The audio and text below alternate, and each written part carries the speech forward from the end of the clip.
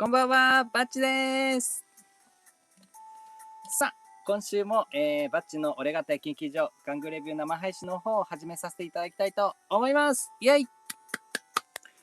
おー、ついにやってまいりました。とんでもない超大物、玩具でございます。超合金魂キングブラキオン。こちらがね、手に入りましたので、はい、ご紹介、玩具レビュー生配信の方で、ご紹介していきたいと思います。イェイ。おー、素晴らしいですね。こちらがですね、左側に構えておりますのが、以前ご紹介いたしました、超合金魂版、重帝大獣人ですね。はい、こちらね、去年のクリスマス生配信の時にですね、はい、もう満を持して、僕のね、お宝玩具の一個でありますね、超合金魂大獣人の方をご紹介させていただいたんですけれども、はい、今回はですね、その時は、重帝大獣人を購入して、セット箱でね、買ったんですけれども、キングブラキオンはね、持ってなかったんですよね。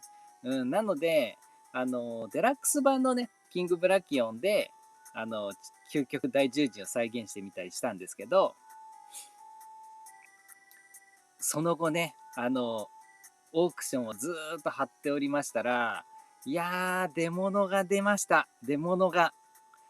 箱はね、ないんですけれども、パーツ欠品一切なくてですね、はい、完品の、しかもね、ものすごく状態が良くて綺麗なやつがね、はい、手頃なお値段で手に入ったんですよ。僕がね、手が出せるぐらいの値段で落とせたので、超超超ラッキーでした。なのでね、もう満を持して、それとね、あと今回は、だいぶ前にね、だいぶ前つかね、あれなんですけど、100回記念をやらせていただいたんですけども、なんとね、今回はですね、生配信をレギュラーで始めましてですね、111回目の記念の回になりまして、なのでね、まあ、なんだっつことはないんですけど、なんかゾロ目でいい感じじゃないですか。だから111の日になんか特別なことやりたいななんて思ってまして、はい、それにもうね、ちょっとなんかちょうどいいんじゃないかなと思いまして、はい、それで、ちょっと今回はね、特別版ということで、はい、超合金魂キングブラキオン、それとね、前回の超合金魂の重帝大獣人と絡めまして、究極大獣人の方をご紹介していきたいなと思います。イェイ。今回はちょっと目玉の玩具紹介になるかと思います。いやー、しかし、あれですね、1週間はもう本当に早いですね。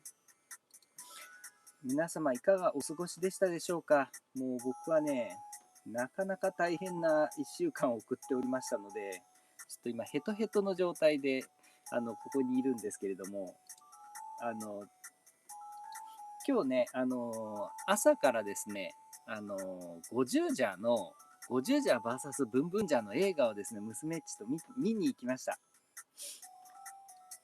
いやー、なんかね、もうスーパー戦隊のね、レギュラーのね、バーサス映画もこれで最後じゃないですか。なんか見納めみたいな感じで、ちょっとね、行ったんですけれども、まあね、前回のね、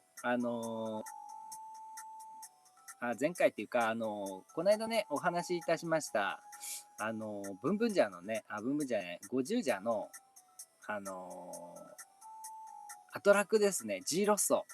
G ロッソにもね、特別公演、娘っちと2人で行ってきたんですけれども、でね、紀藤遥ちゃんもね、生で見ることできたんですが、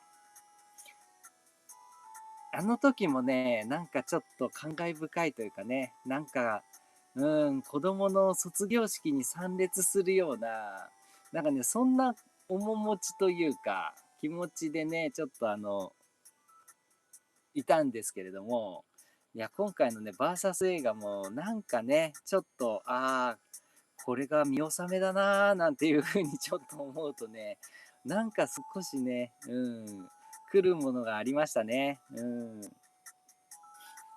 そんなこんなでですね、ほぼ寝ずに今ここにいるんですけれども。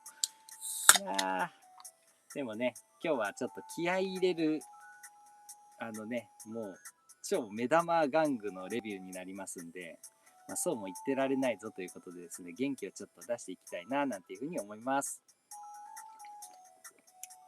いやー、落ち着いた。コメントいただきました。つとむえのきさん、待ちかねたぞ。どうも、つとむえのきさん、よくお越しくださいました。ありがとうございます。いやー、楽しいですね。もうね、ちょっとこれ、用意して、ここにね、テーブルに並べるだけでもね、いや、ちょっとテンションちょっと上がりますね。やっぱり、何がすごいかってね、もちろん、あの、あれもすごいんですよ。デラックスも素晴らしいんですよ。ほんと、とにかくレジェンド玩具として、めちゃくちゃ素晴らしいんですけども、いやー、やっぱりね、成功感というか、がね、すごいですね。あの、あれもそうですけれども、前回ね、やらせていただきました、ウルトラマグナスのね、ミッシングリンクのやつ。はい、あれの時もすごく興奮して、ご紹介させていただいてたんですけど、やっぱりね、あの、うミッシミッシングリンクウルトラマグナスもやっぱりね、すごい成功感というか、ね、シールで再現してたところ、モールドとか塗装で再現されてて、もうめちゃくちゃ高級感があるんですよ。でね、それと、やっぱね、同じっていうか、やっぱこう、超合金魂でね、すごく高額玩具になりますんで、やっぱりね、シールがね、ないんですよ。一切。一切なのかどうなのかちょっとわかんないですけど、ほとんどないと思います。見る感じ。こういうところね、デラックスはシールなんですね。この金色の部分が。基本。で、こういう模様も全部シールなんですけど、あの、これ見る感じ全部塗装ですね。全部塗装。でね、この模様に関してはちゃんとモールドがあった上での塗装ですからね。だからね、もう、めちゃくちゃ成功感というかね、高級感があって、いや、ちょっとこれべらぼうにすげえなって思いながら飾ってました。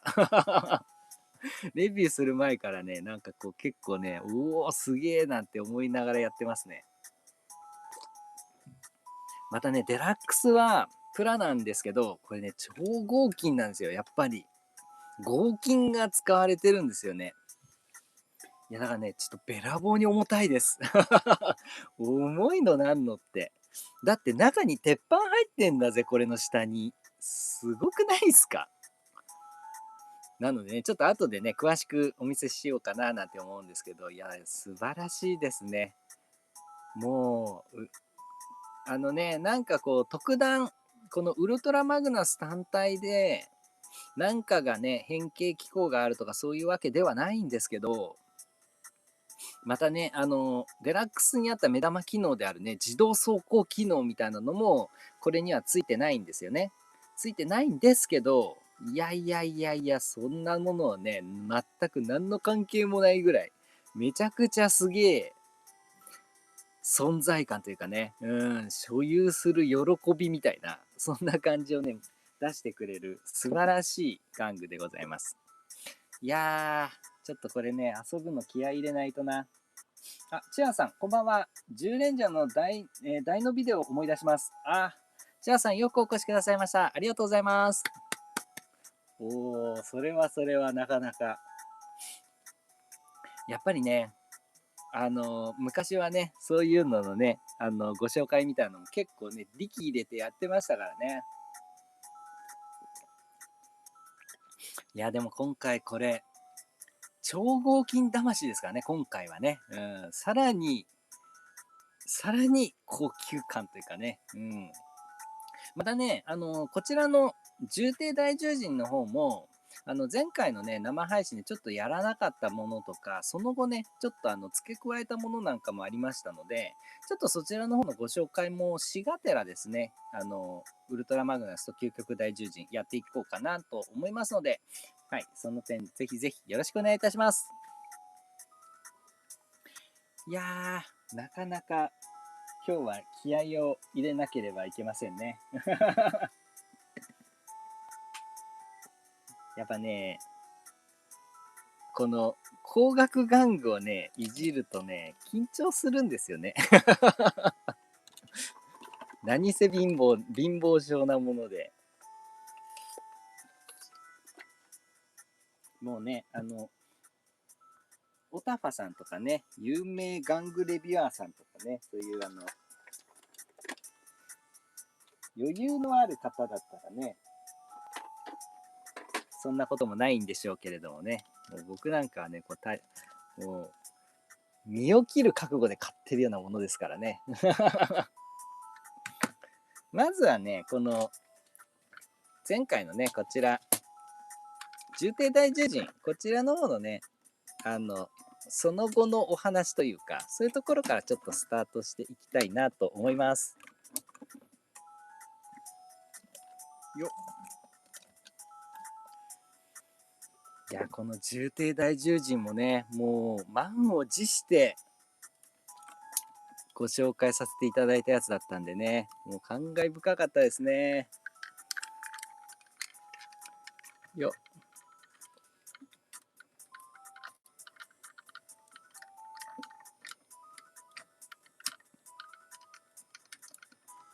お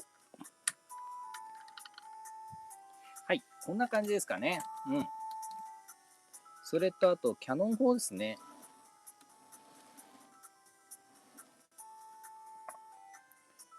これを背中にちょっと取り付けさせていただいて、よよ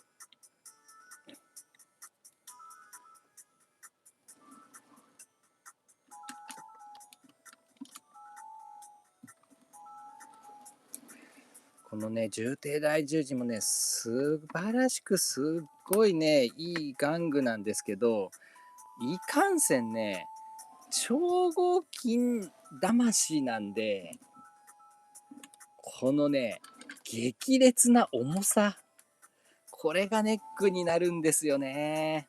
だからね、ガシガシ遊ぶって感じではないんですよ、本当に。もうね、なんだろう、普通にやってるだけでもね、重量との戦い。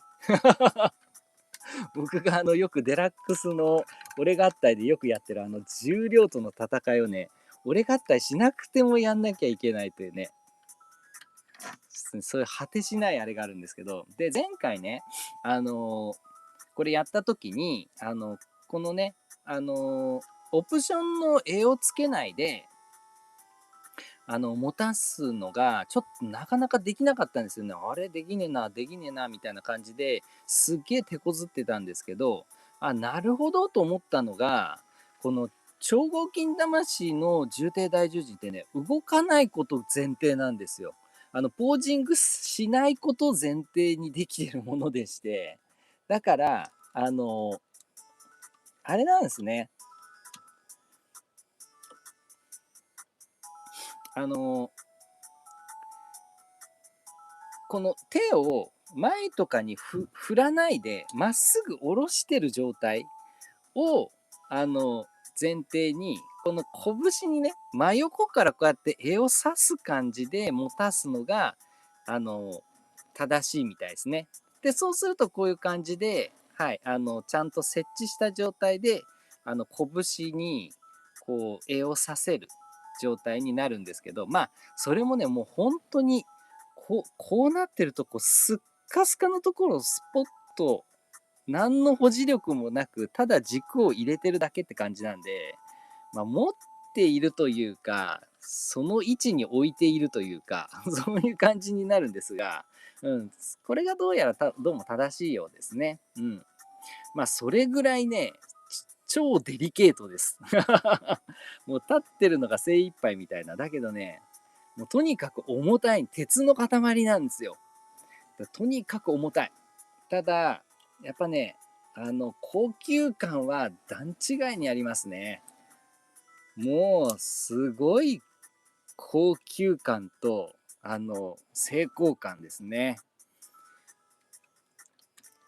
だから、それをこうね、眺めて、満足、悦に至るというね、そういう玩具になっておりますので、もうこれで大正解なのかなと思うんですが、はい、というね、遊び方だったんですが、ね、その他に、ちょっとね、その後、付け加えた俺合体がありまして、それをちょっとやりたいなと、まず最初にね、思います。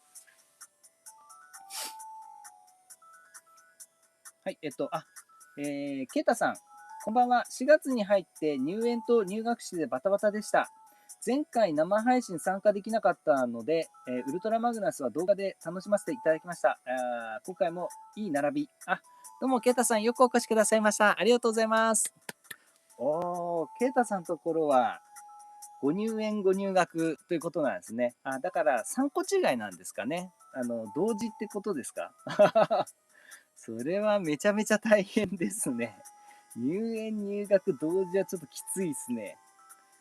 いやー、まあでもね、お子さんのね、ご成長ということで、素晴らしい良き年になりましたね。うん、それは素晴らしいと思います。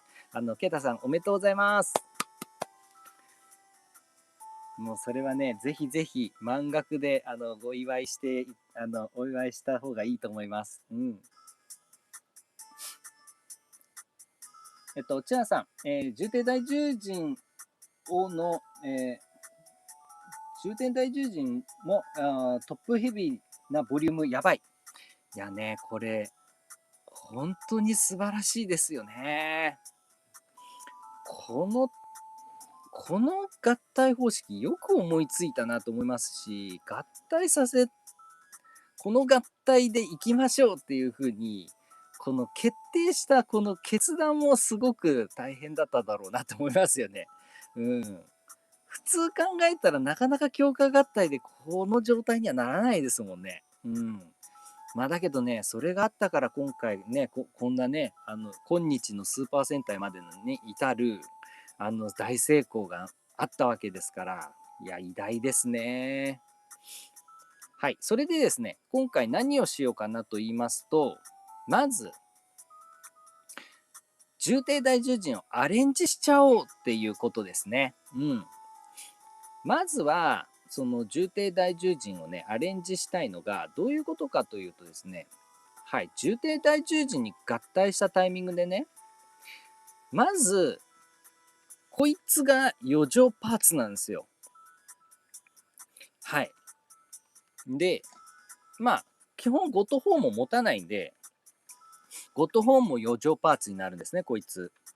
ただね、こんなすっげえかっこいい剣は、余剰パーツにするのはもったいなさすぎんで握らせて、両手に武器持たせてるフルアーマーモードにしてるんですけど、まあ、いかんせんこいつは絶対に余るんですね。うん。なので、ちょっとこいつ余らせたくないなと。どっかくっつけたいなというのと、ともにですね、この重帝大獣人、先ほども申し上げた通り、通常の強化合体とはちょっと違うんですよね。どういうことかというと、ほっかむっただけというか、うん。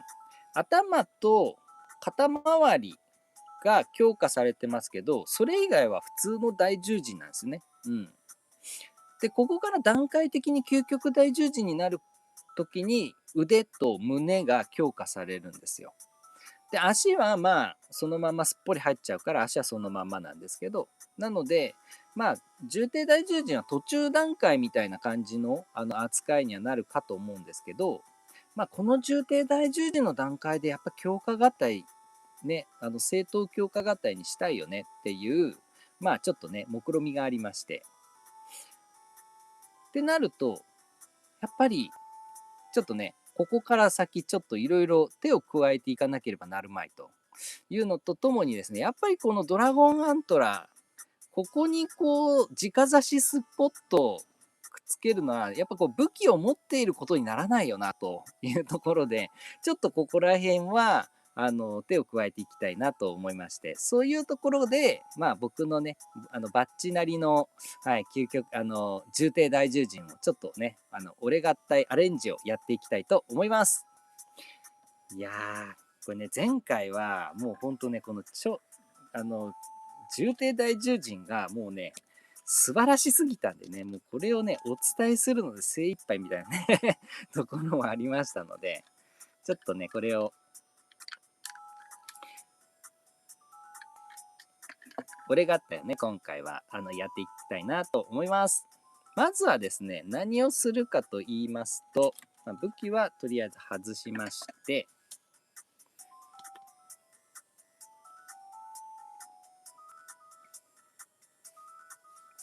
はい。まずね、難点はここなんですよね。お手手。やっぱりこう肩が下に下がってる。まあこれはしょうがないんですけど、なんかこう、なんかここの塊感というか、がちょっと、いまいちな部分ではあるかなと。で、ここからこうね、前にも触れないというか、ワンクリックぐらいしか前に出しちゃダメみたいな、そんな感じの仕様でもあるのもちょっと、どうかなと思いまして、なので、ちょっとね、あんまり推奨はされないと思うんですけれども、ロックを外してしまいます。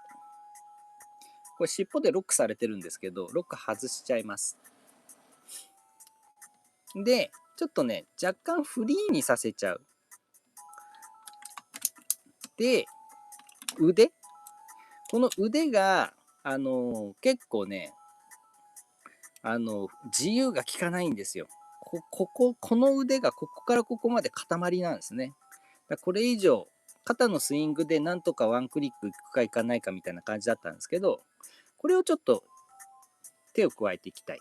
これ何かっていうと、ここをね、これ回しちゃうんですね。こうやって。で、拳をこう回す。はい。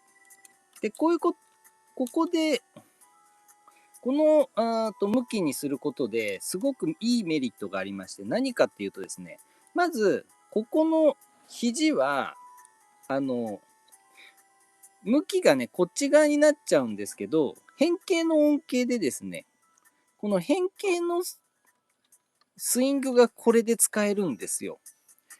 なので、肘曲げが可能になるんですね、これで。まあ、本来だったら二の腕の方に、本来の肘関節はあるんですけど、こちらの方は、この変形の恩恵でマンモス足の回転の軸を使って、このような肘の回転をやっております。なので、これで肘が曲がるようになったというのとともにですね、さらにもう一つ、ここね、本来の肘関節をここで使うと、なんとですね、肩を使わずに脇を広げることがこれで可能になるんですね。はい。というね、二重の素晴らしさがあって、なので、このね、こっち側に向きを、変更するっていうのはね、そういう作用がございます。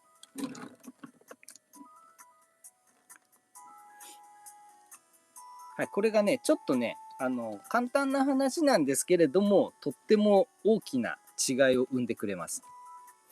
それと、ロック外したので、多少、融通が効きますので、はい、腕もね、回すことができます。ただしね、ちょっとね、重量に足が耐えられないので、無茶なことはできないんですが、はい、こんな感じで、はい、ね、先ほどよりかは格段にこの肩のね、肩周りの自由度が、たったこんだけのことなんですけれども、はい、格段に変わったかと思います。で、その上でですね、さらに言ってしまいますと、まあ足ですよね。足は別に何かくっつけるとかっていう余地はないので、単純にね、こういう感じで、砲台を前に向けて、ちょっとね、攻撃的な感じにしようというね、これぐらいの軽いアレンジになりますが、一応、ちょっとは変わりましたよと。はい、こんな感じにしていきたいかなと思います。で、その上でですね、ここ変えたいのがですね、背中です。よっ。まずキャノン砲を取ってしまいますね。で、この尻尾ロック外したので、ここにいる必要ないので、これね、下げてしまって、はい。これね、足、下設置させて、こいつもね、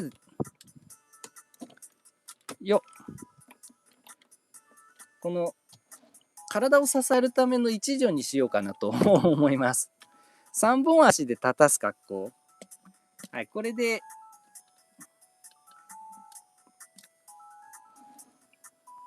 少しね、直立するための、直立するね、安定度が少し増したのかなと思います。いやとにかくね、これ重たいんですよ。で怖いのね。で、前にね、すげえ前につんのめるんですよね。なので、ちょっとね、多少だけですが、はい、気休め程度ですけれども、尻尾もね、安定に増してもらう、安定度をね、増すためにちょっと加担してもらおうと思います。その上で、何をしようかと言いますとですね、こいつです。ドドン。マンモス顔。こいつを胸ライオンならぬ胸マンモスにしたいと思います。ね、第10次の胸はプテラノドンが担ってくれていたんですが、このプテラノドン外しまして、ここにね、胸マンモスにすることによって、ちょっとね、重低第10次はね、パワーアップしたよということにしようかなと思いまして。で、こいつのプテラノドンも、このまんまではね、もったいないので、広げてですね、ウィングにしようかなと思います。はい。ウィングはこちらにですね、接続ジョイントがありますので、ここを展開します。はい、ここですね。そうしましたら、プテラノドン、こいつを背中に取り付けます。こ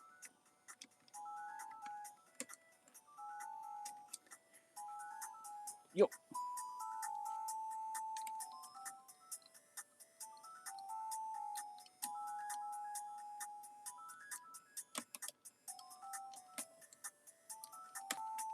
はい、こんな感じですね。はい、これはね、前回ね、ご紹介したときに、あれでね、やりましたので、合獣人で、合流人か、合流人で、やった合体なんですけれども、こんな感じでね、取り付けました。でね、僕、プテラノドンの頭もこうやって出した方がちょっとかっこいいなと思いましたので、プテラノドンの頭も出しております。で、その上でね、これ外しちゃったこいつは背中のここに、こんな感じで取り付けて、はい、こういう感じでね、やるとなんかちょっと、いい感じの突起物がね、できて、収まりがいいというかね、これもね、ちょっと一旦アクセントになってかっこいいなと思いましたので、こんな感じにしております。こうするとですね、はい。ほら、背中側がかっこよくなるんですよね。ほら、なんかちょっと背中がさ、パワーアップしていっぱいくっついた感じの、背中になってません？この強化感あふれる背中。これ素敵ですよね。はい。そしてね、恐竜ロボットを、主張するかのような、このね、尻尾付きのロボットということでね。で、こちらの方に接続のジョイントを展開しまして、で、ここにマンモスのシールドを取り付けます。よいしょ。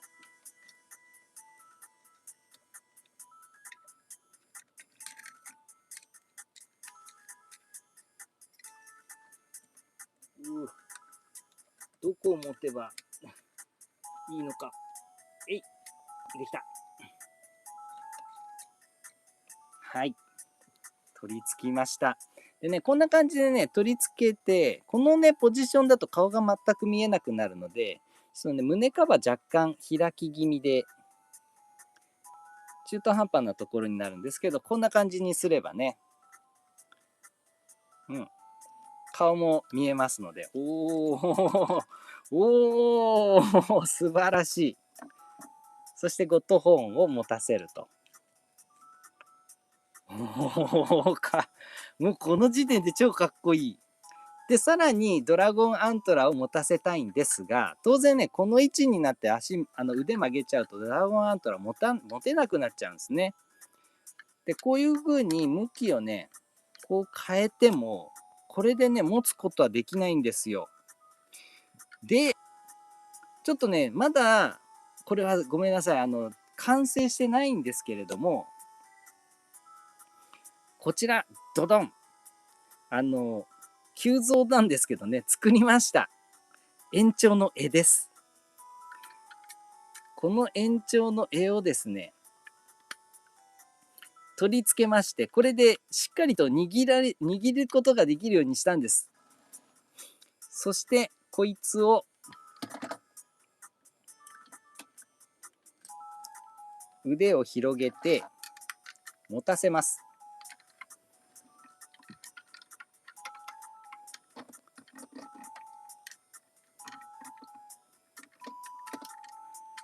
このようにすることによって、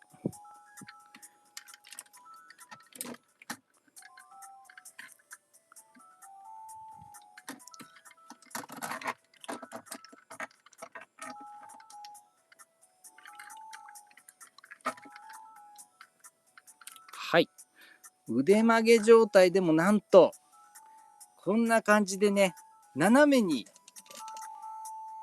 アントラーを持つみたいなね、こんな感じのかっこいい持ち方も、はい、これでできるようになりました。イエーイ。おー、さあ、ちょっと待ってくださいね。ちょっと、これで整える。整える。整ってくれ。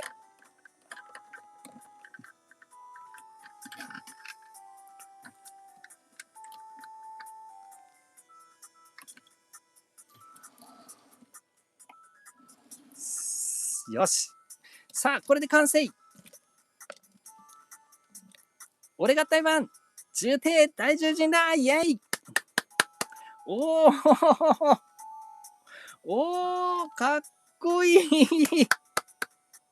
どうでしょうか。はい、これで正真正銘余剰パーツゼロでございます。その上でね、一応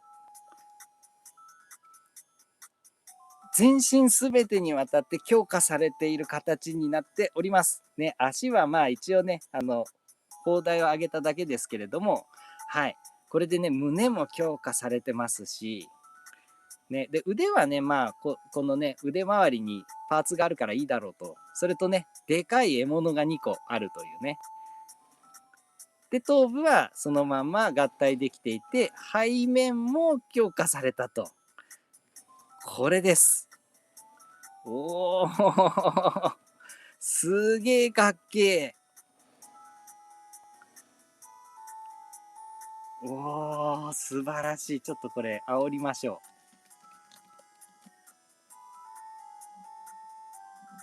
う。なーにこれ。うわ、めちゃめちゃかっこよくない？いやー、これ、うわ、すげえかっこいい。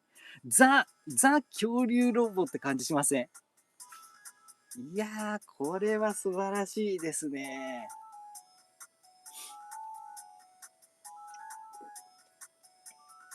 そうそうそう。前回のね、クリスマスからちょこちょこちょこちょこいじっていてですね、いやー、これがね、やりたくてしょうがなかったんですよ。動画撮ろうかなとかってちょっと思ってたんですけど、なかなかね、そういう時間もね、なかなか捻出できなくて、生配信でね、いつかやろうと思ってたので、いや、ちょうど良かったです。もう絶好のタイミングだということでね、今回ちょっとご紹介させていただきました。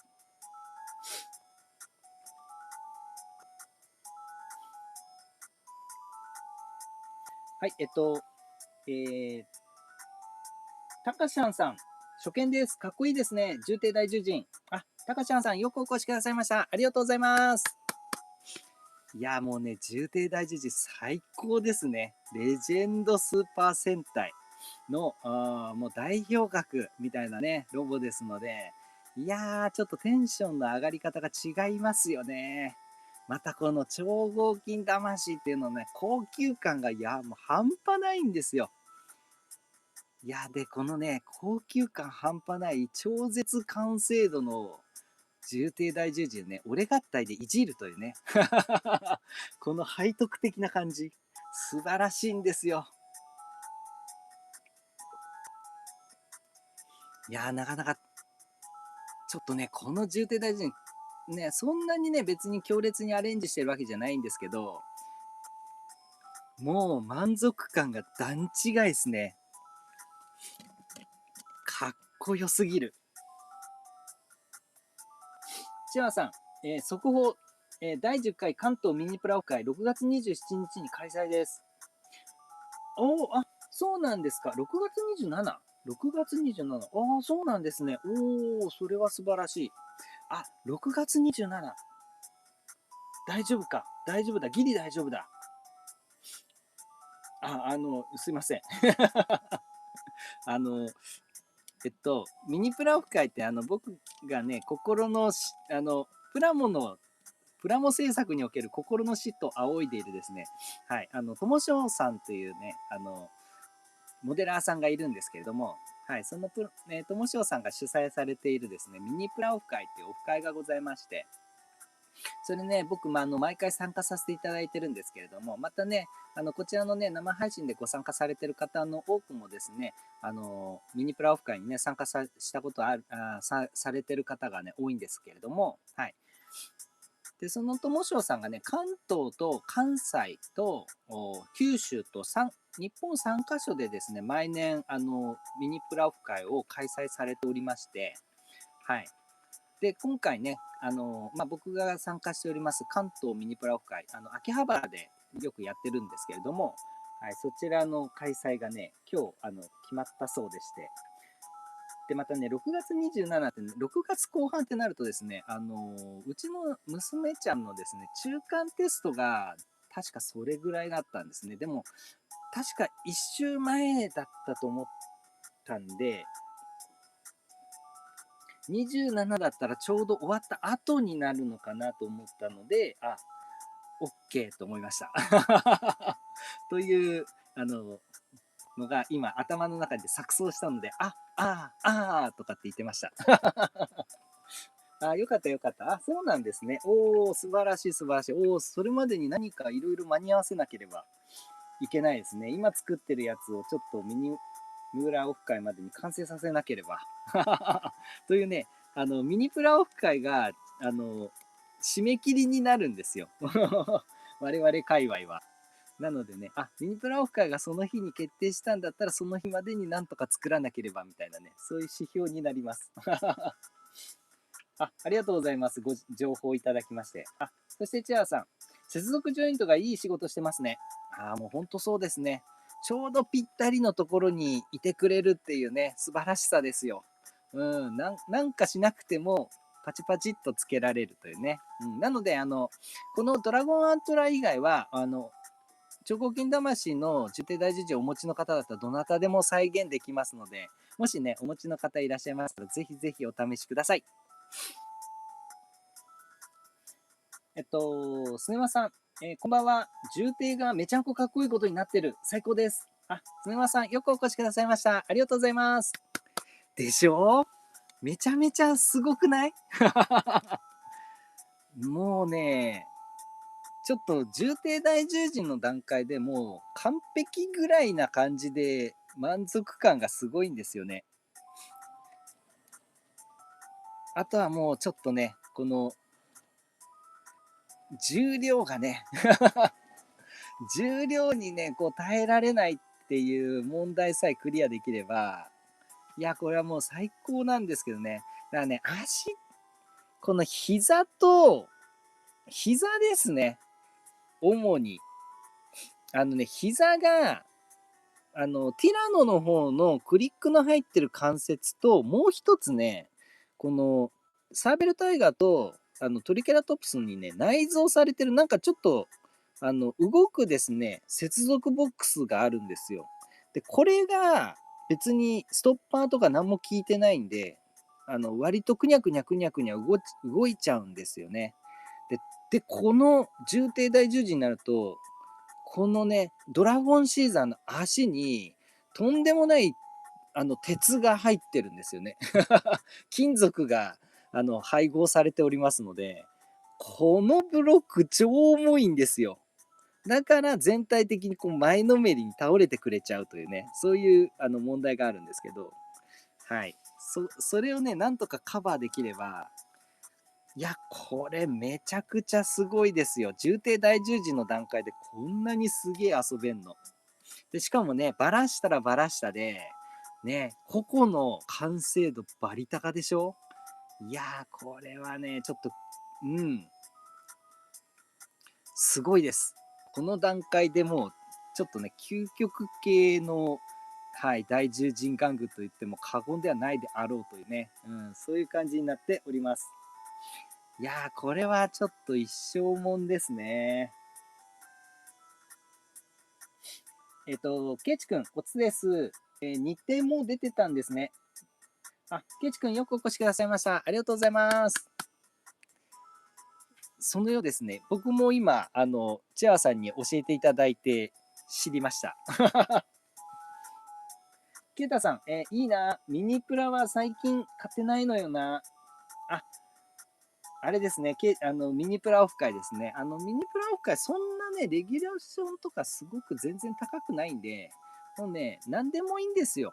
食玩だったら。食玩であったら何でもいいし、なんかね、モデロイドだったら OK みたいな感じもね、なんかありましたよ。あと SMP だったら OK みたいな。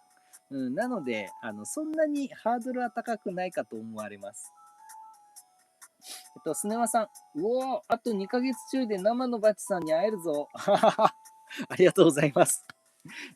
おじさんですが。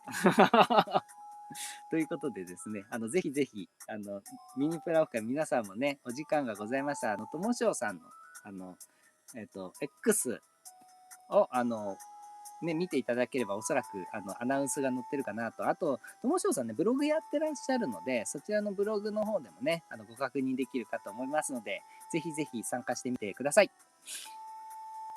おー。そしてですね、まあ、これができましたので、いよいよ、今回のメインディッシュの方をちょっとご紹介していきたいぞと思います。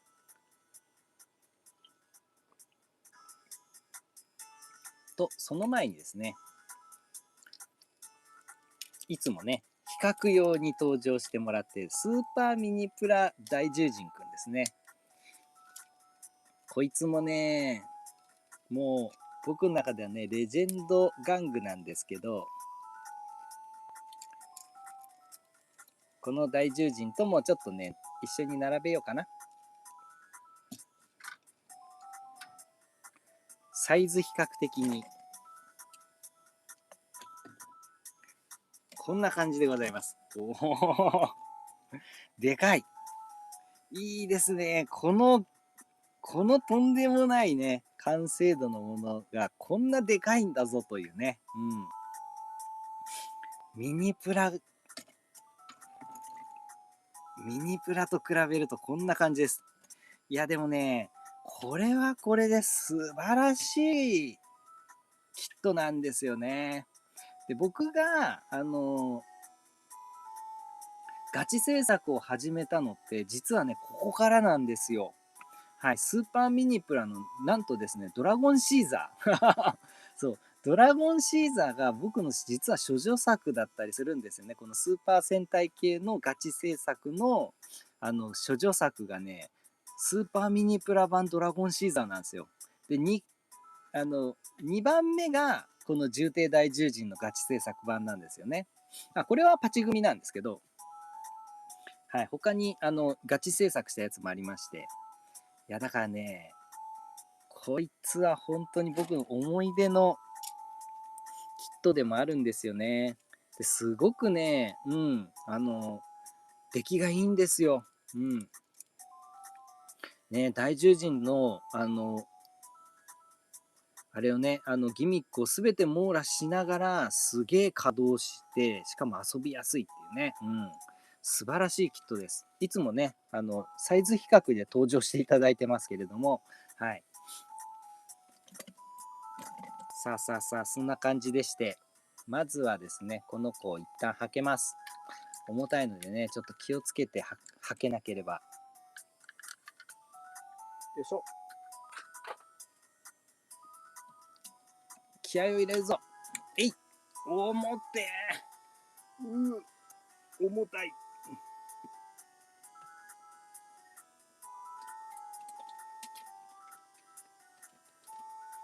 いやー、こう片手で持つのね、本当にきついんですよね。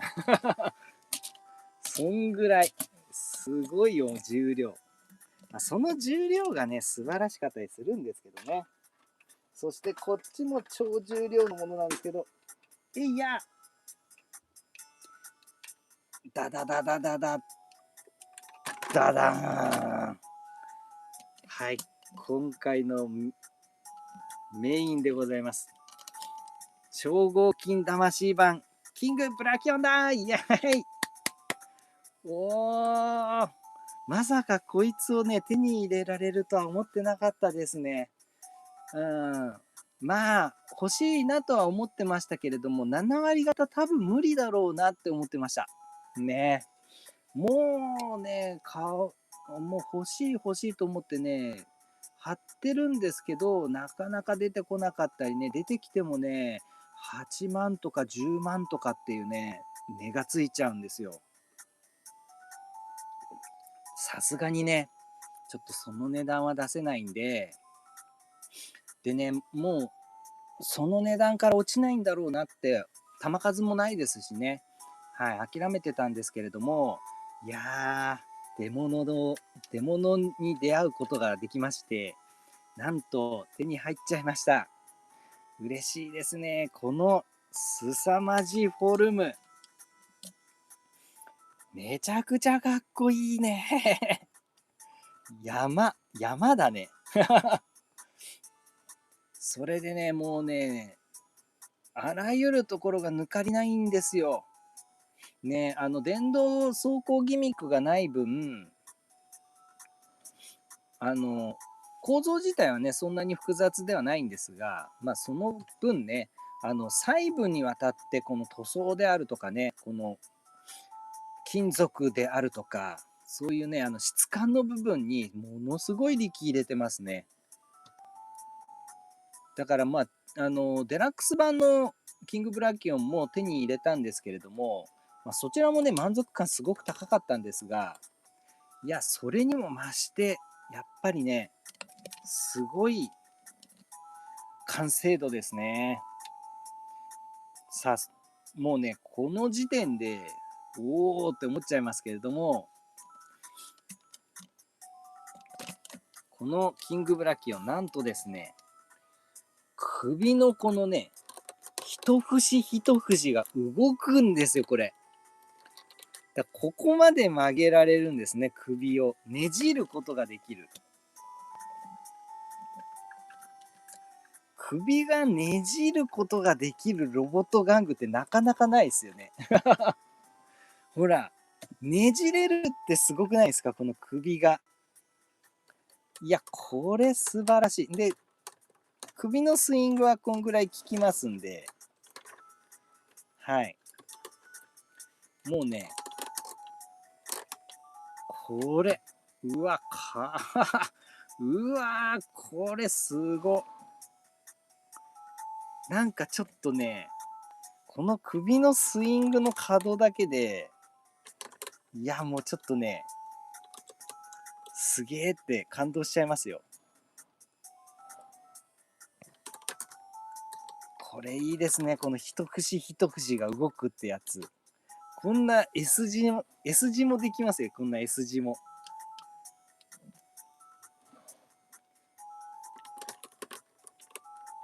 なので、もうね、まあ、どっか恐竜型マシンというかメカのなんだっていうのは、まあ、当然、分かってるんですけれども、まあ、どこかね、やっぱりこう、ただの究極大獣人用の、まあ、ね、乗るためだけのマシンって感じで扱われがちというかね、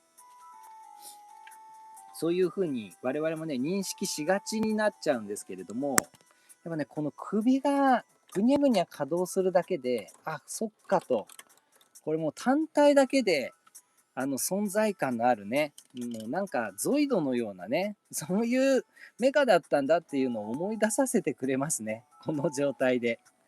この首の可動はそういうね、素晴らしい効用があるように思います。このやっぱ塗装がすごいんですよね。ちょっと見ていただきたいんですけど、この質感ですよ、ほら。これ。全部こうボコボコしてるんですよ。で、ここら辺全部塗装。塗装っていうか、まあ、印刷ですね。ここら辺もそうですね。ここもほら、ね。ただの、あれじゃないんですよ。ちゃんとモールドが入ってるんです、ここ。デラックスはね、もう単純にここはシールでペタペタっていう感じなんですけど、いや、この部分ね、パワーアップされております。でね、このタイヤ、これね、ものすごくね、立体的なタイヤになってるんですけど、これももちろんゴム製です。いやー、素晴らしいですね。で、こいつはね、走るとこのように連動して、デラックスと同様にですね、前足がこのように動いてくれます。というね、コロ走行してもった時にこのような感じで前足に少し動きがありますね。はい、そういう遊びは残されております。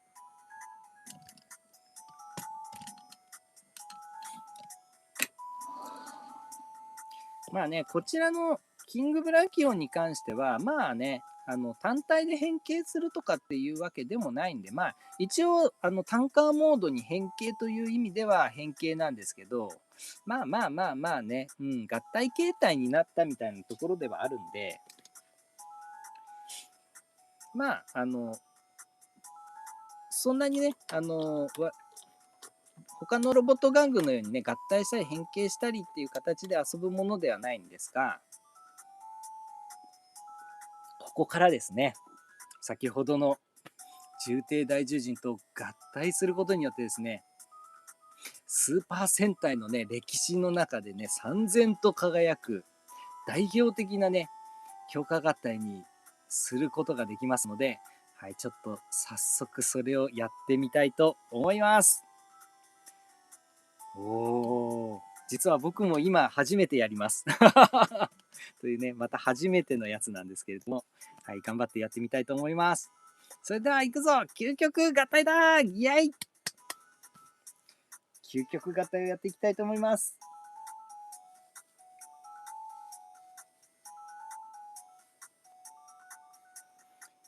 さあさあさあさあさあ。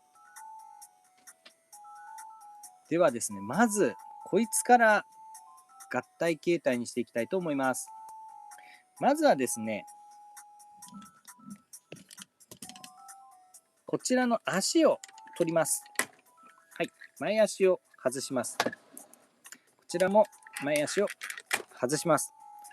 ね、こちらもね、なかなか素晴らしくて、ちゃんとね、このジョイント、が2箇所でね、カチカチっと止まりますんで、どっかにね、ブスッと刺してるだけとかじゃなくてね、ちゃんとここでね、固定されてるっていうのも素晴らしいですね。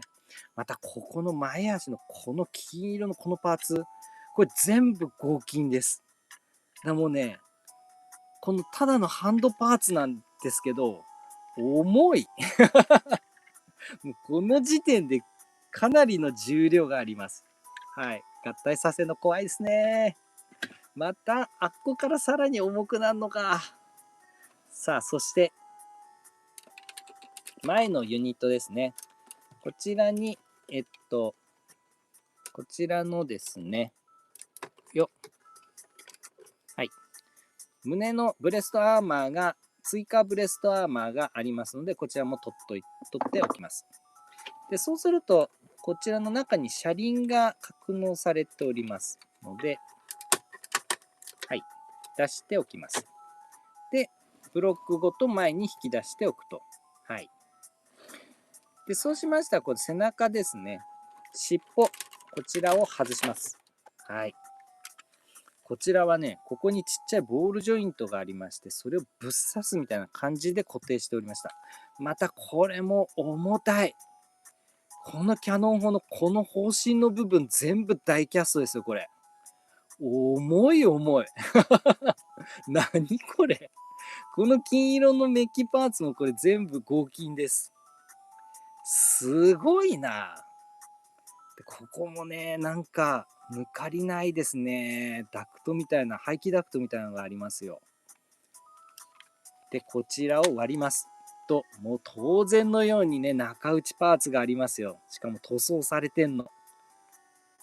ね、ここ、ね、デラックスは完全にね、中空でしたから。うん。この穴あき処理みたいなのもね、もう当然ですにやってきてるのはすごいですね、やっぱり。また中のジョイントパーツもね、別パーなんですよ。こういうところに高級感感じますね。さあさあさあ、そして、こいつをここにガチャリン、コンと差し込むわけです。これも、このスライド式に固定なんですね。よいしょっと。やっぱこのめちゃくちゃ重たいから、ね、固定するのにスライドで物理的に合体させるんですね。はい、これでキングタンカー状態の完成です。イエイ！素晴らしいですね。これに乗っかるわけですね。ここに蓋がありますので、この蓋をガガガガガガガガガッと広げると、おほほほほほ。これね、合体する前がすごいんですけど、何がすごいってね、これ、これです。この下のこれ全部鉄板です。鉄。すごい。そんでね、合体する、このね、見えなくなっちゃう、このね、内壁の部分もびっちりモールドが入ってるんですよ。ここね、すごい。で、ここなんて背中の部分ちゃんと塗装されててね。で、この部分はね、別パーでシルバーで塗装されてますね。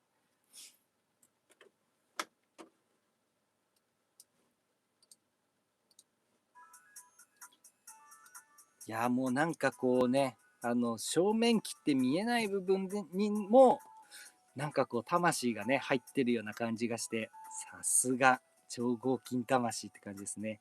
で、先ほどここにくっついてたこのパーツは、はい、合体するためのジョイントパーツになります。で、またね、中に放り込んどいたこの鎖も、使用いたします。さあ、これで、キングブラキオの合体準備完成です。では次、よいしょ。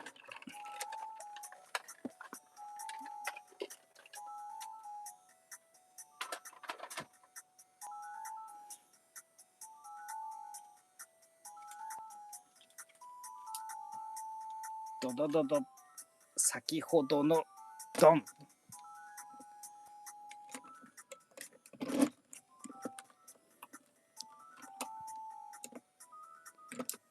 おお、重低大獣人でございます。OK。ではこいつを合体状態にしていきたいと思います。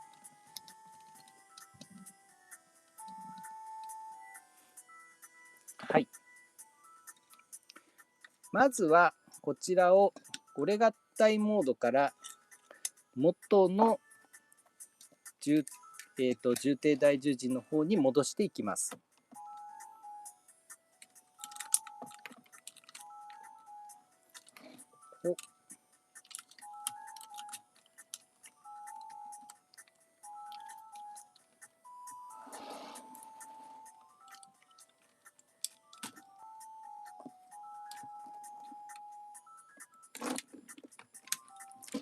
よいしょ。こんな感じで、よいしょ。ここでロックします。このね、足がね、わかりますかね、これ。このね、膝のクリックと、あと、ここにね、こういう遊びが入っちゃってるんですよ。これがね、この上半身の強烈な重量になかなか耐えられないんですね。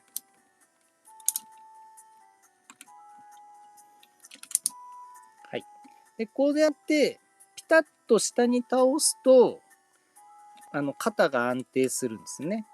だけどこれがね、ワンクリックでも前に行くと不安定になるんですね。本来であるならば、なかなか前に回さない方がいいんでしょうねという感じですかね。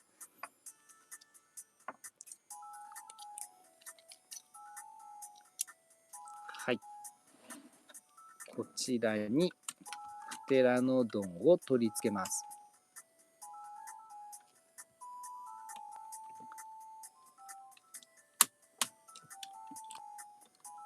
はい。合体できました。さあ、これで元の重低大獣人の方に戻りました。さあ、ここから強化していきたいと思います。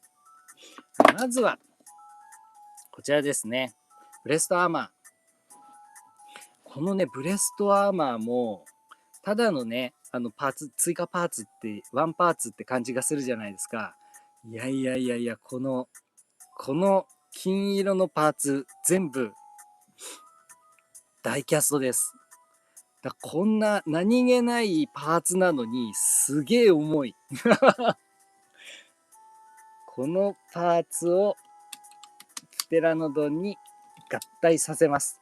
おー。強化されましたね、胸が。ね、こうやって段階的に強化されていくんですよね、究極大獣人って。重低大獣人は、その強化合体の途中段階みたいな感じですよね。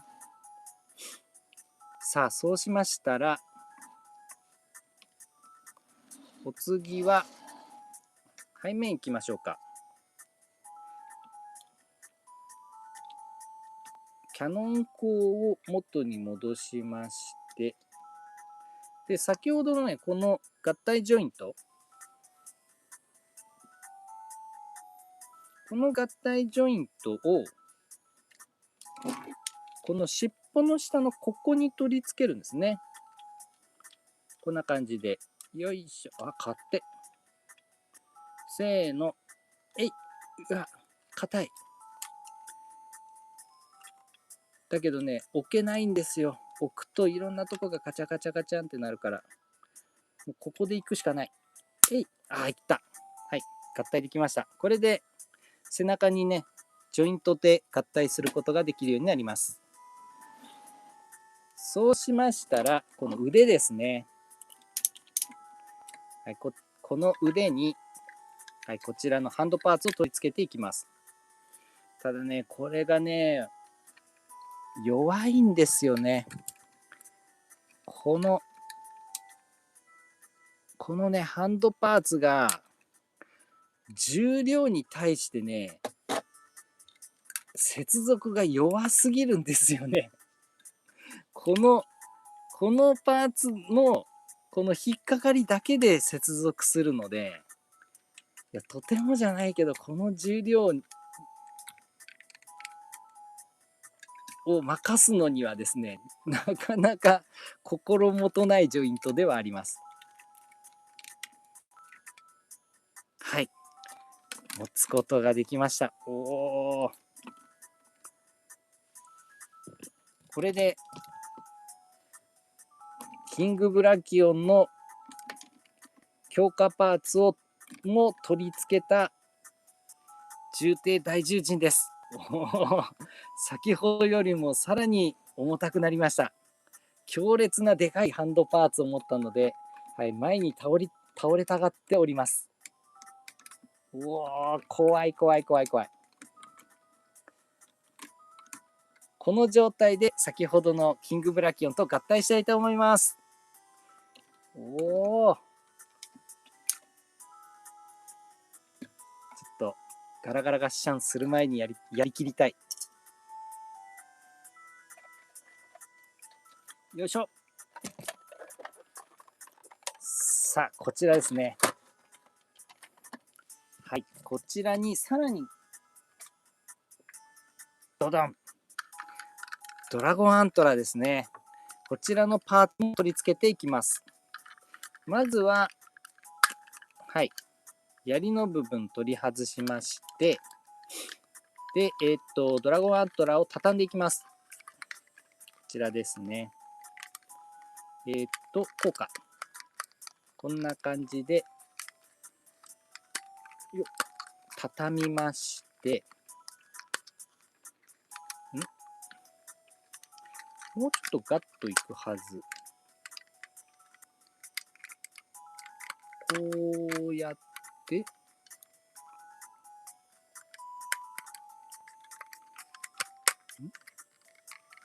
こ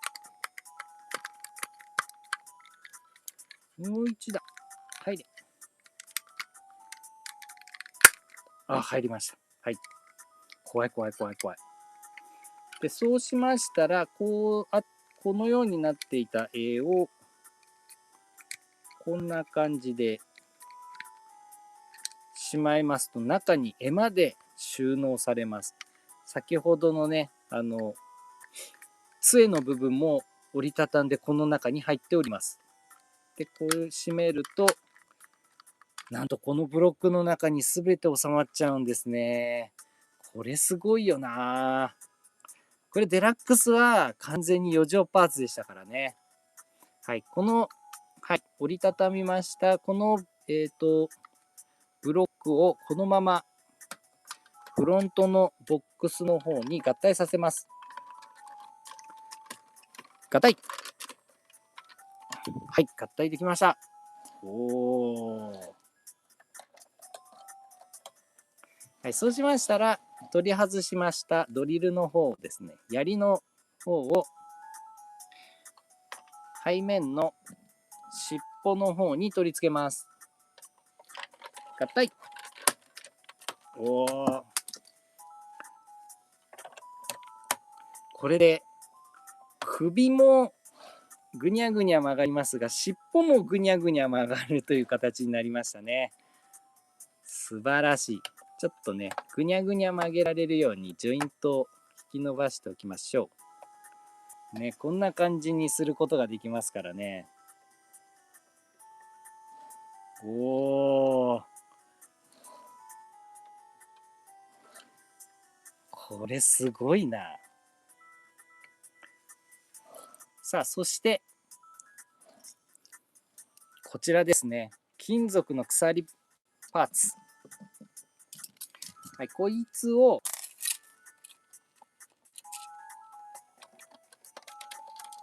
肩のフックの方に引っ掛けておきます。これもいいですよね。なんか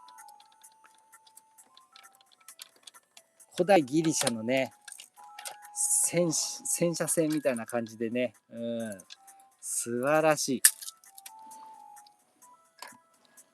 さあ、これで合体準備完成です。いよいよ重艇大重陣を乗せていきたいと思います。いくぞ、重たい。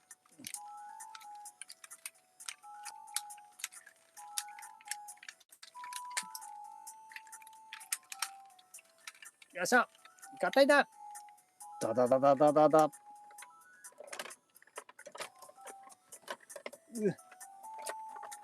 見えない。ああ、やばい。角が弾け飛んだ。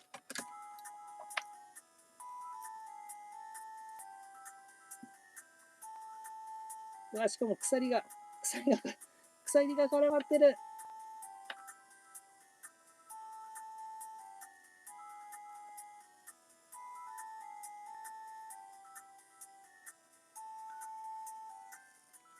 すいません、ちょっとね、ただ乗せるだけなのに手こずっております。しかも、トリケラちゃんの角がですね、外れてしまって中からね、鎖がいっぱい出てきちゃったので、ちょっと戻すのが大変。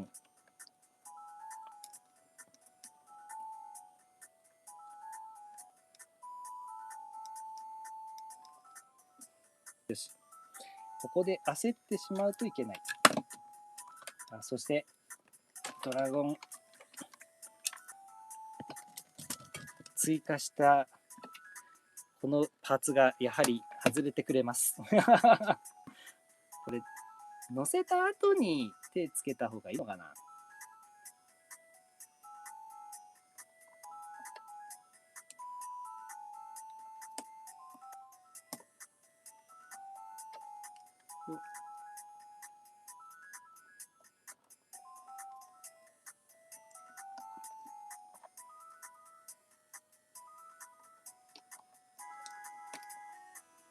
よし。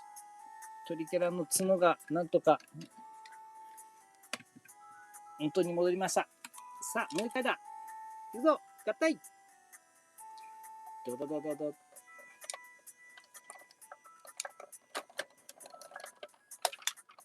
ドーン。おお、なんとか乗ることができました。おお。さあ、そして背中側ですね。背中側にジョイントで取り付けます。背中のジョイントでガッチャン。ガチャンと。はい。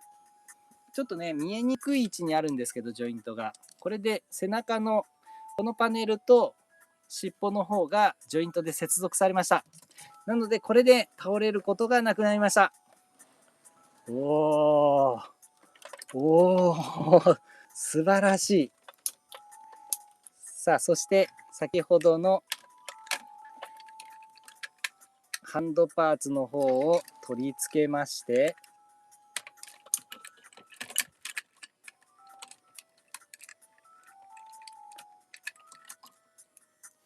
で、このハンドパーツにこの鎖を持たせるわけですね。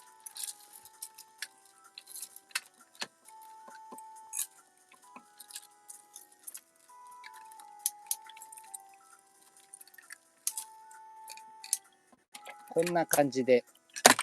おお。やっぱこれ弱いっすね。なんか追加でこのハンドパーツだけちょっとジョイント強化したいな。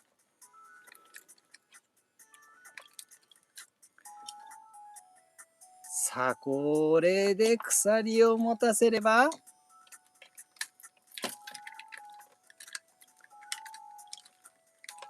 よいしょ。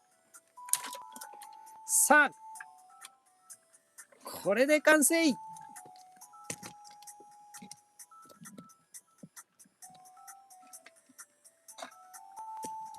超合金魂版究極大十字だ。イエーイ。おー、すげえ。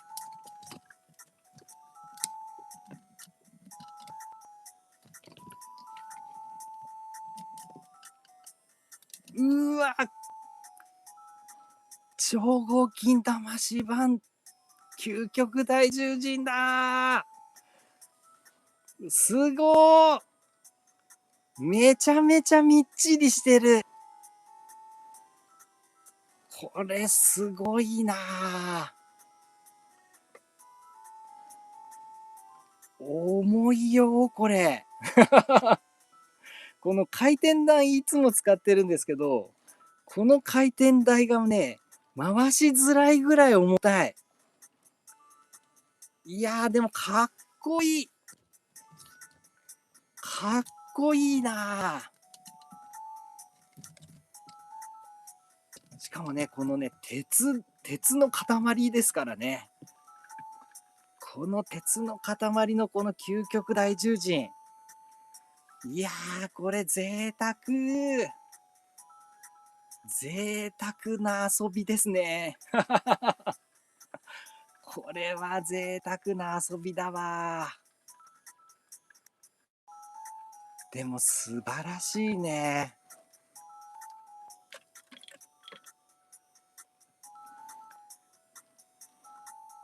これはちょっとね、完成度は、やっぱバリ高ですね。なんて言うんですかね。やっぱり俺合体で遊ぶのが僕の中ではね、メインで一番楽しい遊び方なんですけれども、まあね、その俺合体で、例えばね、全然合体しないデラックスロボとかを全部合体させちゃうとか、ね、そういう、あの、素晴らしさってあるじゃないですか。ね、めちゃんこ面白い。ね、これぞロボ玩具って遊び方で遊ぶっていうのが、はい、僕の中のメインなんですけど、まあね、それで合体させた、全合体ロボとかってね、まあ、やっぱりね、僕の中ではとんでもない、満足感のあるロボなんですよ。もう見てて、ずっと見てても飽きないぐらい、素晴らしいものなんですけど、それとはちょっと違うね。なんだろう。手を加えなくても、もうここにあるこの存在だけで、なんだろう、凄まじい満足感を得られるというかね。うん。質感、存在感だけで、なんかこうね、圧倒されちゃう。圧倒的な完成度。これにつきますね。ちょっとね、完璧だわ。火の打ちどころがない。いや、これは見てられるな。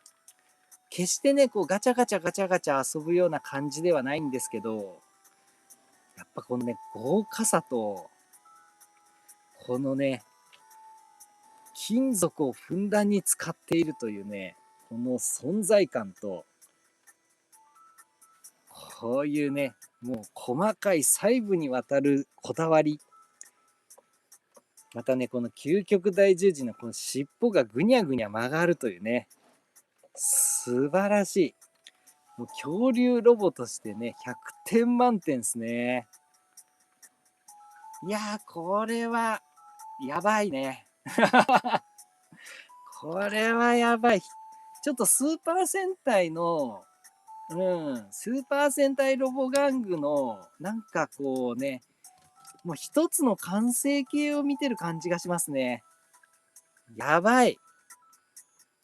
いや、これはね、お値段以上ですね。お値段以上です。いやー、これは家宝だわ。これは一生ものだな。ちょっと高かったけどね。でも、高いが安い。もうこれはね、ちょっと、うん、この間のね、前回ご紹介したウルトラマグナスも、もうほんとね、ずっと多分大切に持つだろうなっていう玩具ですけど、まあね、これももうそうですね。もう一生持って、まあなんだったらもう墓の中にまで持っていきたいですね。うん。これはちょっとすごい究極系です。はい、コメントいただいてましたね。チワさん、当時品のでっかさも圧倒的でした。究極大獣人はプラデラでした。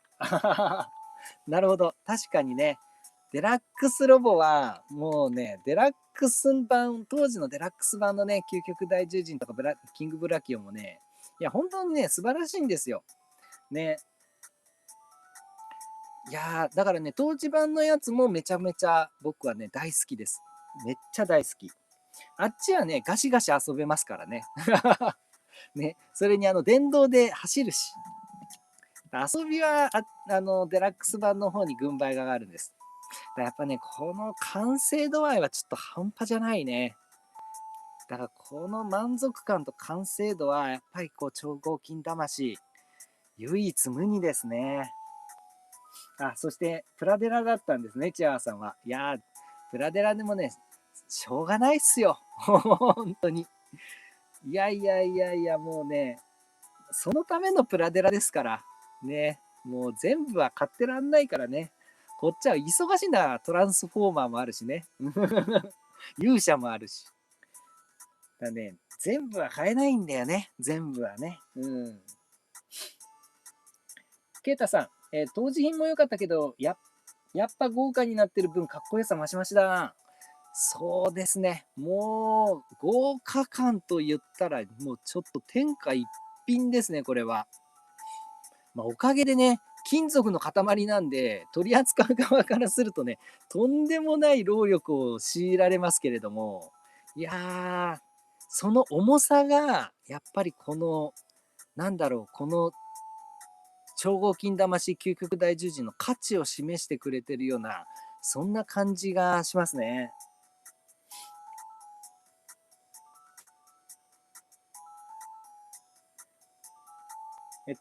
首の可動があると生物感も出て良い。もうほんとそうですね。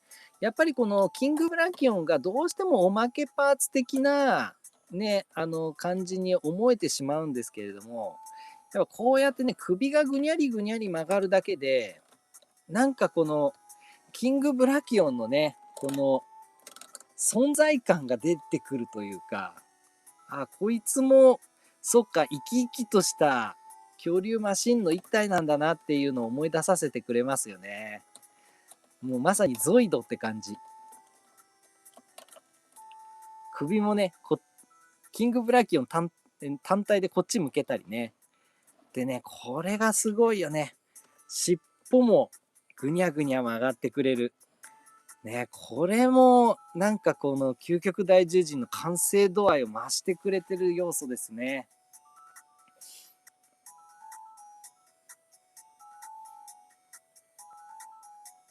チワさん、トリケラトタイガーの干渉気をつけて。もうね、はい。パチーンと、パチーンといきました。これ、こんなタイトなんですね。乗っけるの。いやなんかこう、ドゥズズズズドーンってやりたかったんですけど、できなかった。大変です。意外とね、みちみちなんですよ、中。ケイチ君、ダイキャストパーツ多いな。いや、もうほんとね、それがもうサービスなんでしょうね、超合金魂からすると。いかに金属パーツをふんだんに使うかっていうところが、やっぱ超合金魂のこのね、根っこの部分だったりすると思うんで、そこら辺はね、やっぱりこう、究極大十字はね、バンダイの方としてもね、目玉中の目玉商品だったでしょうから、まあ、ここにはこだわりを入れたんでしょうね。これね、海外のユーザーとかもね、多分手に入れたりするんでしょうから、ね、向こうはね、何でしたっけウルトラメガゾードでしたっけみたいな感じで、確かそうだったような気がします。パワーレンジャー版のね、究極大獣人。あれもね、もうべらぼうに売れたらしいですからね。うん。で、やっぱりね、ロボット玩具は日本ここにありっていうのをやっぱ示さないといけませんから、やっぱりこの究極大獣人ね、超合金魂、目玉のフラッグシップとしては、やっぱりこれはバンダイのね、この技術力の粋を結集した感じになった超合金魂版になったんでしょうね。まあその心意気はね、随所に感じられます。やっぱね、所有欲をね、満たしてくれますね。やっぱ豪華感がすごいわ。ね、この肩の部分とかもね、ちゃんとモールド切ってあって綺麗に塗装されてるしね、見える部分すべてが豪華って感じ。これはちょっと、大人の玩具です。大人の満足する玩具。これはすごい。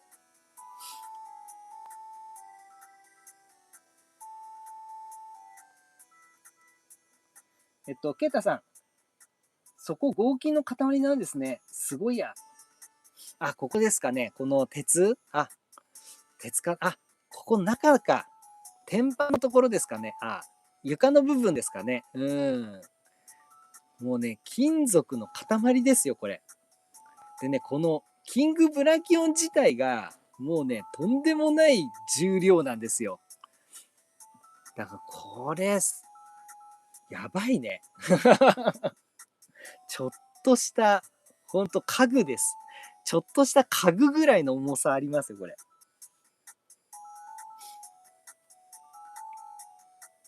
チアさん、当時品がオールプラだった理由をひしひしと感じます。本当ですね。これね、やっぱね、そう、当時品はプラなんですよ。ね、プラなだけにね、遊びやすいんですわ。本当に。そんでね、決してね、この超合金魂、本当に素晴らしいけれども、決して当時版デラックスが劣るという話ではないんです。というのはね、やっぱね、デラックス版、当時のデラックス版の方がいい部分もいっぱいあるんです、実はね。やっぱりこの遊びやすさね、軽さと遊びやすさ。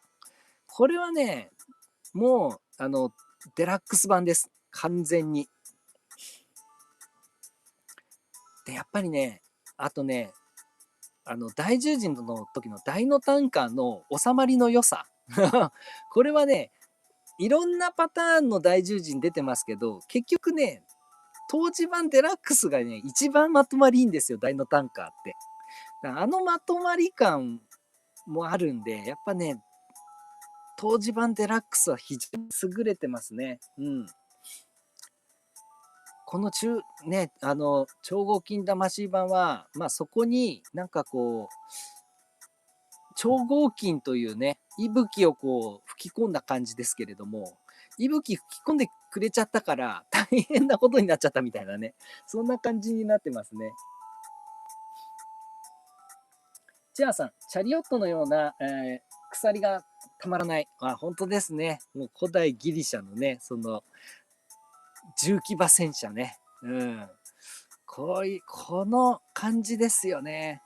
だからこう、の、古代からやってきた神様のロボットっていうね、ギリシャ神話の登場してくるね、神様のロボットっていう感じが、こういうところからしてて素晴らしいデザインですよね。もうこういうところが、やっぱりこのね、男の子心をくすぐりますね。非常に素晴らしいと思います。ケイチ君、武器の絵部分の収納ギミック好き。いや、もうこれ完璧ですよね。やっぱり超合金魂版って、いろいろね、驚く部分がいっぱいありましたけど、やっぱね、目玉のびっくりドッキリメカ感は、やっぱここですよ。ここ。これが、とにかく、秀逸すぎる。まあね、その分、持ち手の部分もうちょっとこだわって欲しかったなっていうのはありましたけどね。持ち手がね、ほんと持ち手でも何でもないっていうか、ほんとただのすっぽすっぽの棒なんですよね。これだけはちょっとなんかあったでしょって思いますよね。それぐらいです。ケチつけるとしたら。でそれ以外、もう完璧にいいですね。チャーさん、まさに神々しい。もうほんとね、これ、もう、このまま神棚に飾りたい。神様に怒られちゃうからできませんけど、また神棚部分が重量でぶっ壊れそうですけどね。いやーでもこれね、ほんと信仰の対象になりそうなぐらい、非常に素晴らしいです。ケタさん、塊感すご。贅沢な強化合体じゃ。いやもうほんとね、こんなに贅沢なやつなかなかないですよ。僕持ってるやつでも。多分単体で言ったらこれが一番値が張っちゃうような気がしますね。なんかいろいろ玩具は買わせてもらいましたけど、単品多分これが一番値段高いっす。恐ろしい。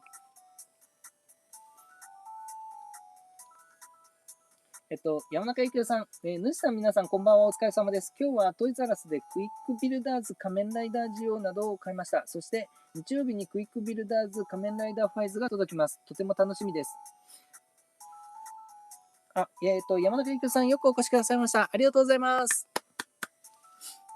なんかいろいろ仮面ライダー玩具等をお買い求めになられたということでね。そして山中幸雄さんから、スパチャを頂戴いたしました。山中幸雄さん、いつもありがとうございます。乾杯。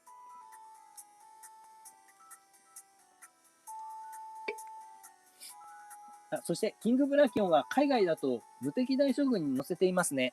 そうなんですよね。パワーレンジャーね、いろんなこうスーパー戦隊垣根越えてね、なんかこう、同一人物が別のレンジャーに変身してみたり、ね、別のロボットを、乗り換えたりしちゃってるんですよね。で、隠れ大将軍に乗り換えて、そのまま究極大獣人と同じ形で合体させちゃうみたいなね、そういうパターンもあるんですよね。だからね、パワーレンジャーはパワーレンジャーで、なんか独自のね、路線を行っていて、なかなかね、胸圧展開みたいなのあるんですけどね。なのでね、ちょっとね、そこら辺も、なんかね、ミニプラとか、スーパーミニプラとかね、そういうのでね、再現するのは面白いですよね。さあ、そして、究極大十字ね、ちょっと、なかなかひとしきりめでたところでですね、やっぱりこの究極大獣人も、なんとかしたいなって思う部分はもちろんあります。何かというと、ドドン。はい、これが余剰パーツなんですね。武器です。大獣人の武器類。こいつらがね、余っちゃうんですよ。なので、まあちょっとね、先ほどの重帝大獣人と同様にですね、こちらもこれを余すことなく合体させた、本当の意味の究極大獣人にしていきたいなというふうに思います。まずはですね、ちょっとここから俺合体というかね、軽くアレンジっていう感じになるんですけれども、まずは、やっぱりね、こちらのハンドパーツですね。これね、非常に素晴らしいし、重帝大獣人からさらに究極大獣人の時にパワーアップするためのね、パーツの1個なんで、非常に重要なパーツなんですけど、いかんせん重いので、ちょっとね、申し訳ないけれども、こいつはキングブラキオンの方に取り付けてですね、キングブラキオンパーツとして合体させちゃおうかなと思います。まあね、でもこうすると、この足回りがかっこよくなるんですね、すごく。これはこれで全然素晴らしいです。でこうすると、腕回りがフリーになるわけで、そうしましたら、まあ先ほどのね、重帝大侍女人と同じような形で、はい。こうすると、肩周りに自由が生まれます。ね。これで、格段にね、ポージングの幅が出てまいりました。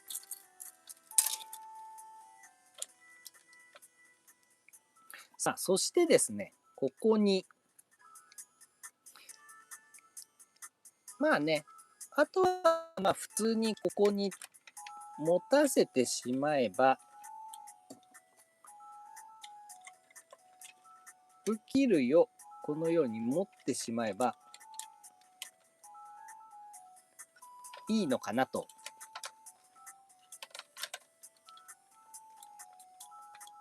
で、さらにね、この鎖を、このマンモスのね、ここに引っ掛けたりなんかしてね、するとなかなかおしゃれな、さあ、これで完成。は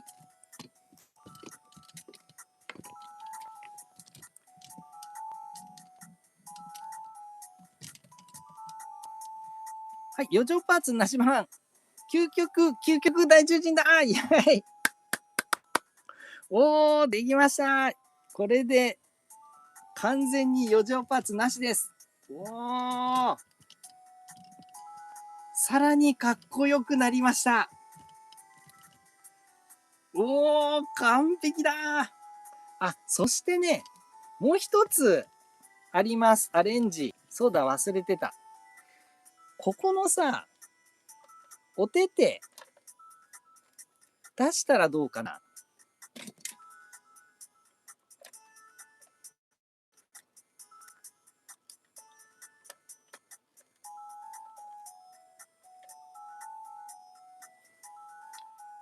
ここで、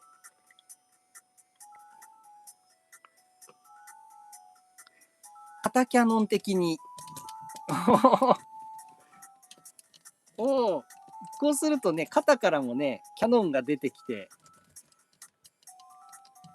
おお、これ、武装増し増しでかっこいい。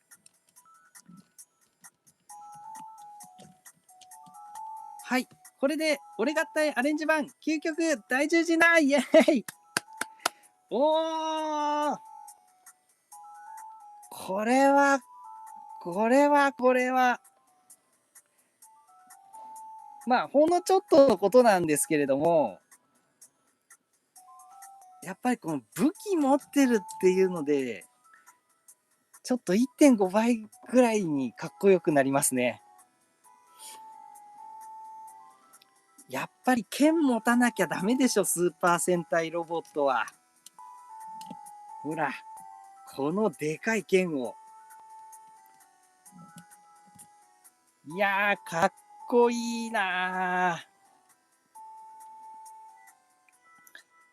このまとまり感。これ、塊。すごい。語彙が死んでますけれども。俺、お前、食べるみたいな感じになってますけれども。やばいね、これ。いやー、これかっこいい。うわ、すげえかっこいい。何これ。いやー、これは高級だわ。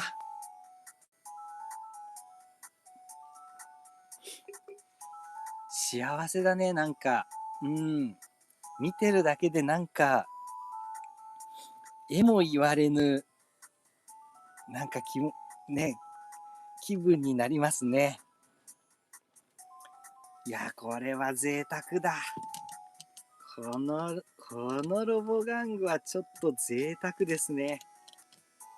いや、これは素晴らしい。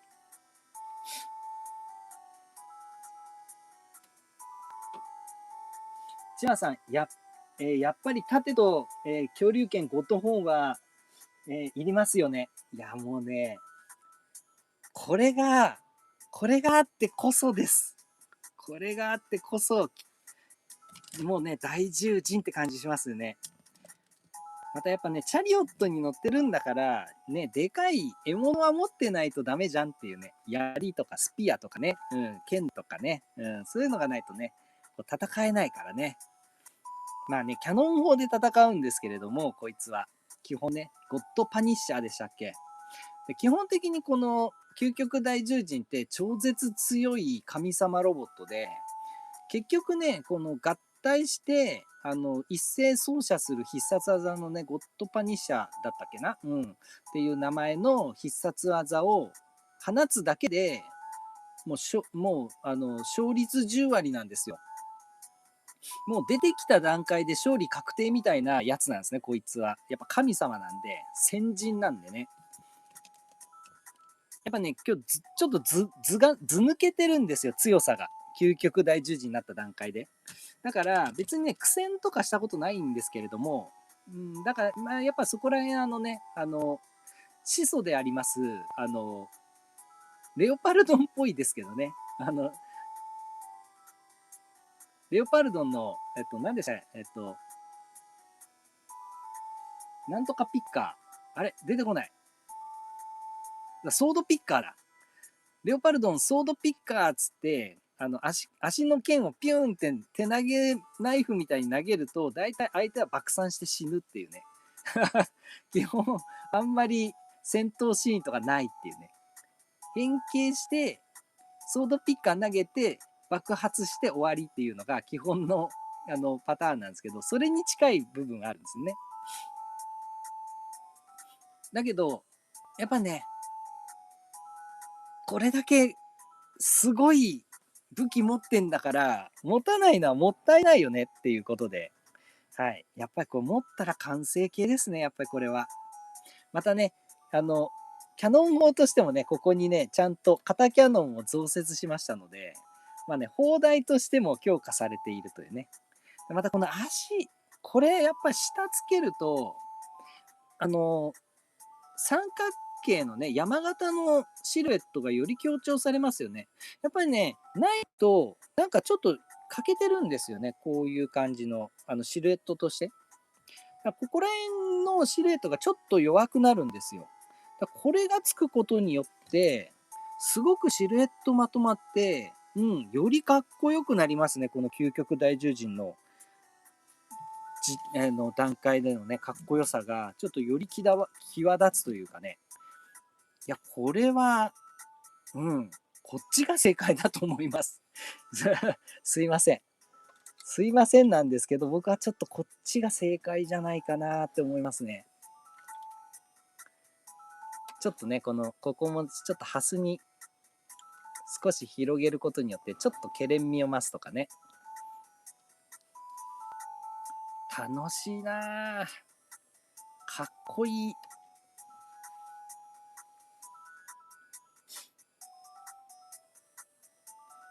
山中ゆきおさん、今回のサムネですね。いやー、まあもうね、もうこれしかないですね。もうこれで確定です。ありがとうございます。ケイタさん、余剰なし版来たー。いやー、もうね、余剰なししないとやっぱダメじゃないですか。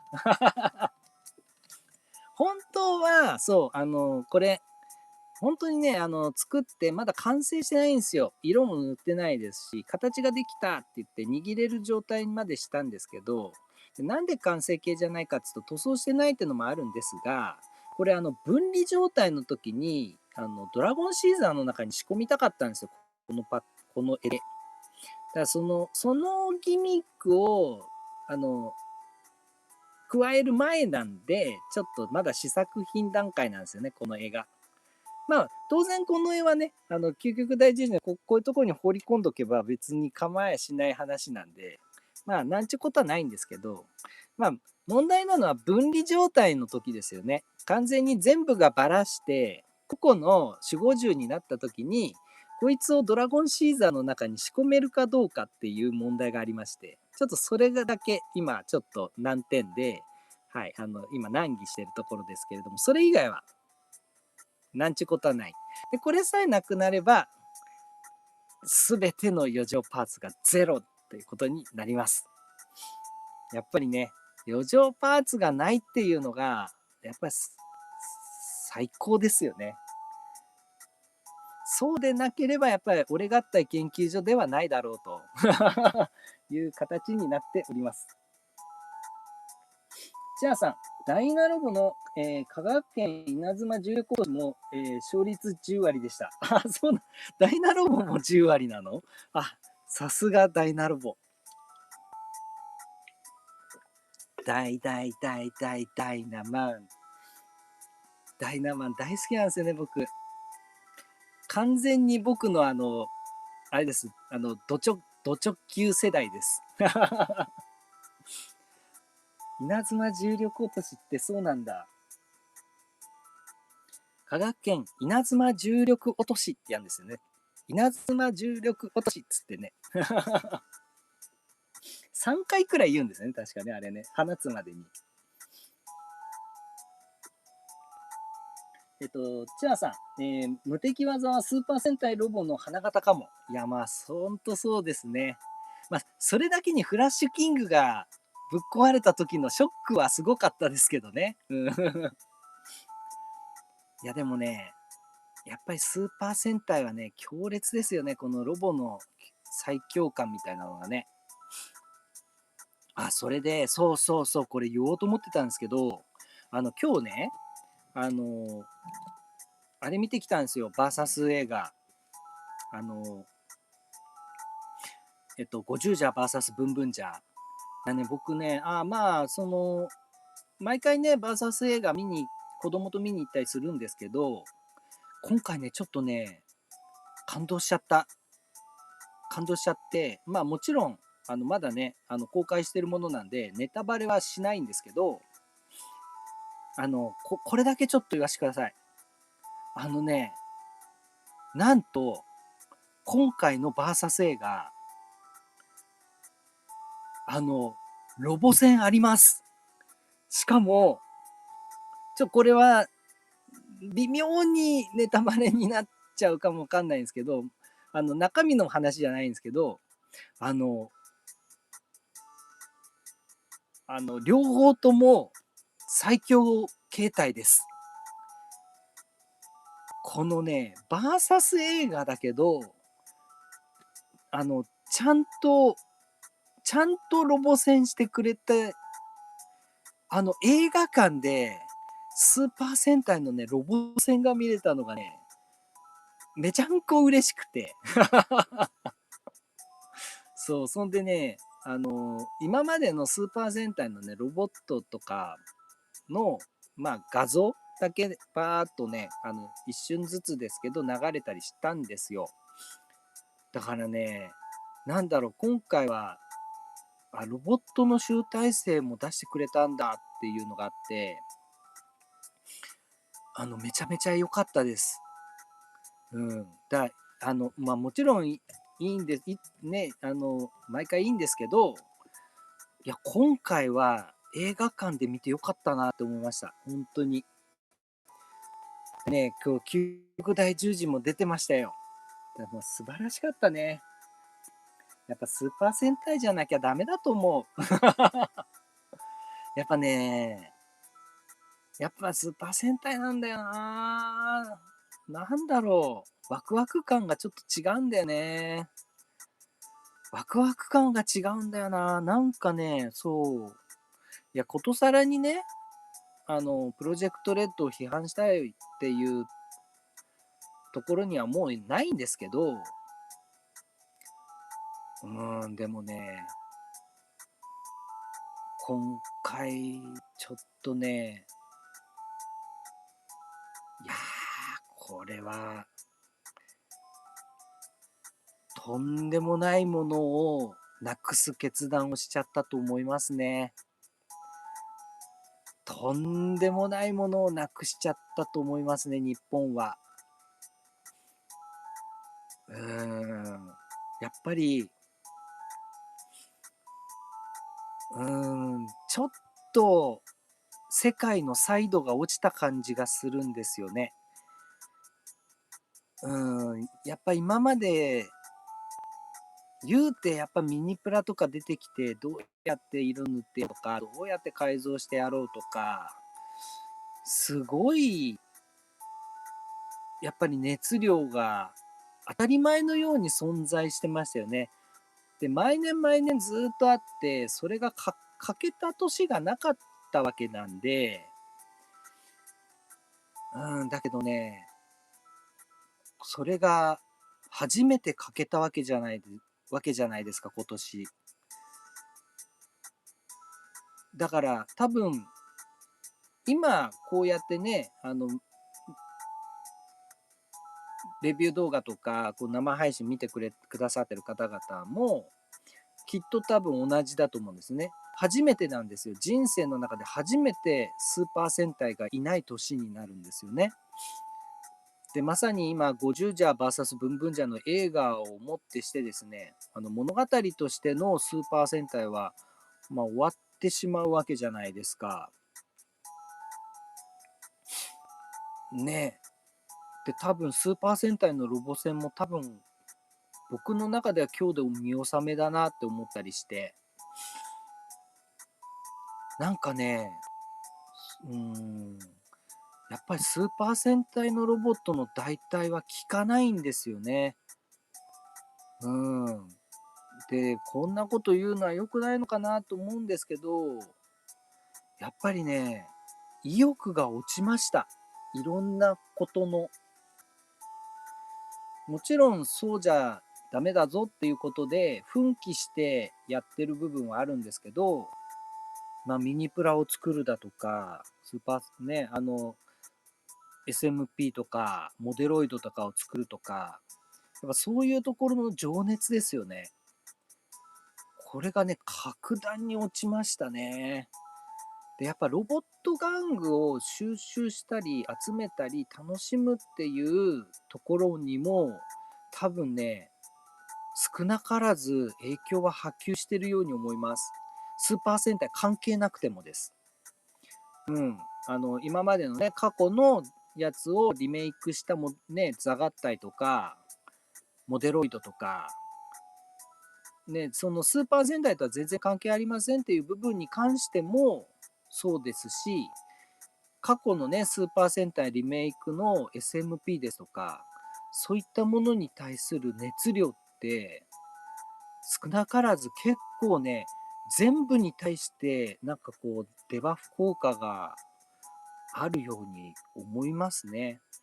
僕だけだったらいいんですけれども、なんか僕だけじゃないような気がするんですよね。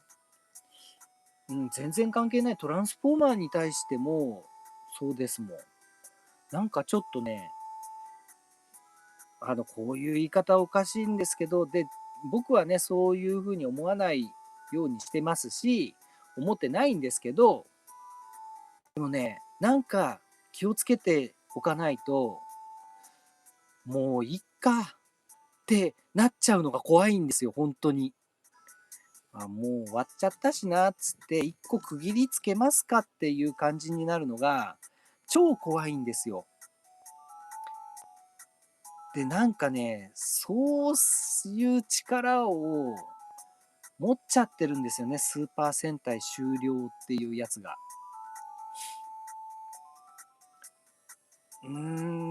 これはね、由々しき事態だなっていうのはちょっと思いましたね。申し訳ない言い方をしちゃうんですけど、ごめんなさい、ここだけの話にしといていただきたいんですが、あの、ギャバンインフィニティではスーパー戦隊の代わりは務まんないですね。元よりそういうコンセプトじゃないから新しいプロジェクトレッドっていうことなんでしょうけど、多分全ての目論見は失敗するような気がしちゃってどうしようもない気がしちゃうんですよね。いや、何かを変革したいんだったらスーパー戦隊の枠内でやった方が絶対良かったと思うんですよ。だってキングオージャーだって、ゴーバスターズだって、キューレンジャーだって、ルパパトだって、そうだったわけじゃないですか。で、それで結果が出なかったからっていう話なんでしょうけど、いや、それは、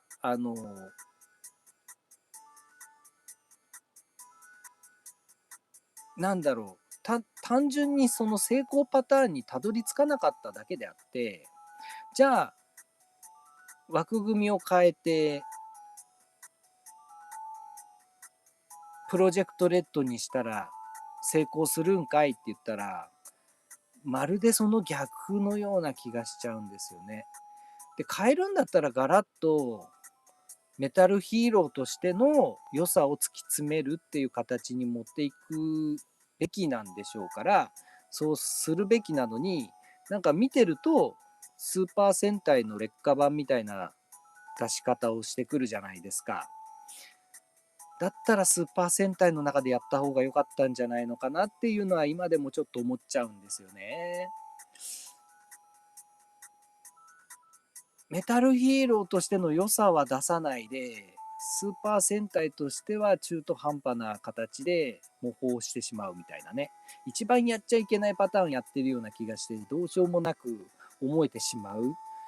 まあもしかしたら、ギャバンインフィニティはただのつなぎで、次回から本当のプロジェクトレッドが始まるみたいな、2028年からが本番だみたいな流れなのかもしれないですけれども、それにしたって初年度失敗したら次年度からは多分続かないですから、なんかこういうふうにね、鳥人間コンテストので、こう、飛び立った瞬間にこう落ちたみたいなね。でそっからグーンはないんですよね、あんまりね。物理的にね。なんかね、そう、僕の中にってスーパー戦隊ってあまりにもちょっとでかい存在だったんだなっていうのを、なんか今日ね、ひしひしと感じちゃって。で、それをさ、今までやって、経験しなかった、映画のでっけえスクリーンで、最強の、シリーズ最強のロボが2体同時登場で、映画化のスクリーンでね、戦っている様を見たら、なんかね、失ったもののでかさをめちゃめちゃまざまざと見せつけられちゃったみたいで、やばかったっすね。これはちょっとどうなんでしょうかってちょっと思いましたね。もうほんとギャバンインフィニティマジで今から年末商戦に向けてもう本当に舵切んないとやばいと思いますけどね。うん。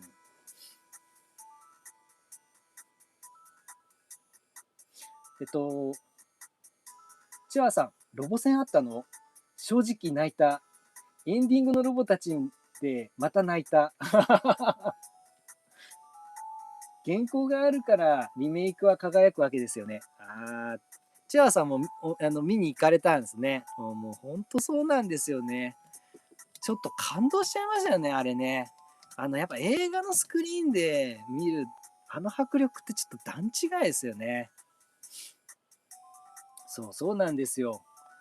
今が続いてるからこそのリメイクなんですよね。おっしゃる通りなんですよ。で、今がなくなっちゃったら、もうほんとリメイクとかも、なんか色褪せちゃうし、そこまで力かけられなくなっちゃうんですよね。見込みが立たなくなっちゃうし。で、正直言うと、このね、消費者って現金なもんで、やっぱりね、お祭り騒ぎでお祭り注目されている時が花形で、そこを過ぎ去ってしまうとね、価値って一気に暴落するんですよ。びっくりするぐらい現金なんですよね。大衆って。だから、その熱を絶対に奪っちゃダメだし、あの、熱するのは異常に大変なんですよね。とんでもない力と、とんでもない労力と、とんでもない才能と、とんでもない風が必要なんですよ。だけど、冷めるのは一瞬なんですよね。冷めるのは本当に一瞬。だけど、それを再燃させるのって、奇跡が起きないと無理ぐらいな感じなんですよね。とんでもない奇跡が起こるか、とんでもない才能が現れるか、でもしないとなかなかできない。仮面ライダーだって、あれ、仮面ライダークーガがあまりにもすごすぎただけなんですよね。あれが異次元に素晴らしいスタッフと素晴らしい、ね、プロデューサーと素晴らしい熱量と、それと時代がそれを求めていたっていうのと、いろんなことが重なって成し得たもので、そこから火が消えないようにずっと薪をくべ続けて、平成仮面ライダーは続いてるわけじゃないですか。でもあれ一回やめちゃったら、2番目のクーガを作んなきゃいけないんですよ。多分絶対無理ですよね。もう無理だと思います。でもスーパー戦隊はそれをやっちゃったんだよなと。で、スーパー戦隊のロボットって、今もね、痛感しますけど、軸なんですよ。ヒーローの日本のこと日本人が描くヒーローの軸だったりするんですよね。ヒーロー論を語るときによく仮面ライダーを持ち出すんですよね、皆さん。まあもちろんそれでもいいんですけれども、でも正直な話を言うと、仮面ライダーもちょっと色つけちゃってると僕は思っていて、ド直球の柱としてのヒーローがいるから、外した色をつけたヒーローが成立するんですよね。で、仮面ライダーをここで語る人がいるんですけど、違くて仮面ライダーってここなんですよ。ね、最初に出てきた時だって仮面ライダーはね、もともと怪人とか敵に作られたんだけれども、敵から逃げてきたとか、そういうバイオレンスとかホラーとかサスペンスとかっていう色を入れたやつなんですよ、仮面ライダーって。で、メタルヒーローも実はこっちの色がついてる方なんですよね。ここから。実はちょっとかっこよくしてます。大人も入るように線を多く入れておりますとか、話もね、少しシリアスなものも入れちゃってみますとか、大人が見ても楽しめるようなエッセンスを加えてやろうっていうのが宇宙刑事みたいなね、感じだったじゃないですか。まあやっぱそれはね、ギャバン、シャリバン、シャイダーでちょっと変わってきましたけどね。でもまあ、通して言うと大体そういう対比があるじゃないですか。だからギャバンを空で幼稚園生とか小学校低学年が、はい、お絵描きして描いてって言ったら描けないですよ。だけど、それはそれで良かったんですよ。だからそういうふうに大人が見ても楽しめるようなかっこよさっていうのを目指して作られたものですから。で、実際それは成功してるんですよね。だからそれに感銘を受けて、アメリカのね、方も感銘を受けて、そこからインスパイアされて、ロボコップが生まれたりしたわけじゃないですか。でやっぱりその目論見みはものすごく成功してて素晴らしかったですね。やっぱり才能がめちゃくちゃあったと思います。作った方はね。でも、それにしたって、そもそも柱があったからなんですよ。だけど、今回、この柱も別にメタルヒーローだもんねっつってやって、ここはいおしまいってやって、ここだけ残った世界なんですね。でも、ここでの重要性って、なんか亡くなってから気がつくみたいな世界だったりしてみたいなね。なんかそんな気がしちゃうんですよね。うん。サッカーでいうところのディフェンダーというか、点も取りませんし、アシストもしませんし、ね、目が肥えてる人じゃないと、どれだけすごいのかとか、そういうね、素晴らしさにも気づきにくいですよ。で、基本ピンチの時に画面に現れる人たちですからね。うん。だけど、攻撃陣を増やすために、ディフェンダーちょっと少なくしたっていいよね、とか、なって、ディフェンダーをね、こう、軽ん視してしまったら、途端にそのチームは崩壊するんですよ。全く勝てなくなります。点も入れられなくなるんですよ。ディフェンスがしないから。で、ディフェンスに攻撃陣も追いやられるわけです。でも攻撃陣はディフェンダーほどディフェンスは上手じゃないから、バンバン点を入れられます。で、攻撃に転じたくても転じることができません。ディフェンスが弱いから。で、結果点も入らないし、勝てもしなくなるんです。サッカーに例えちゃいましたけれども、そんなようなもんだと思うんですよ。スーパー戦隊ってとんでもないディフェンダーだったんですよね。文化における、ヒーロー文化における。それがいなくなっちゃったので、こっちの攻撃陣の人たちがとんでもないディフェンダーを兼ねなきゃいけなくなっちゃったんですね。だから大丈夫って思っちゃうんですよね。実際なんかそんな感じにも見えてきちゃってるなというのは正直否めないところなのかななんていうふうにね、ちょっと今日ね映画を見てね、ほんと痛感しちゃったんですよね。なんかで、あのでっかいねアリオっていうさ、ショッピングモール、複合ショッピングモールで見てきたんですけど、そこのねおもちゃ売り場がね結構でかいんですよ。で、大体ね、でかい平場があってね、台があって、でね、そこにね、いろんな、あの、ボイトイ、仮面ライダーとか、ね、スーパー戦隊とか、その目玉のね、ロボット玩具の、試供品がね、バーっとね、散らばってて、子供たちがね、いくらでも遊んでいいですよ、みたいな感じでね、ある、結構大きめのところがあるんですよ。遊び場が。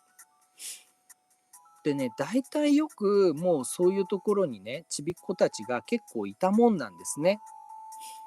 で、今日、結構ね、いい天気で、子供たちもね、来てたので、ショッピングモールに、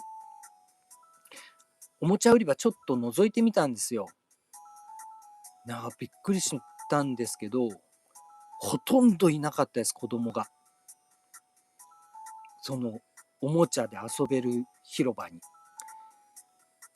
いやー、これたまたまなのかもしれないですけどね。僕がたまたまその時行った時、たまたまいなかったのかもしれないですけど、なんかね、ちょっと、あ、あって思っちゃったんですよね、今日。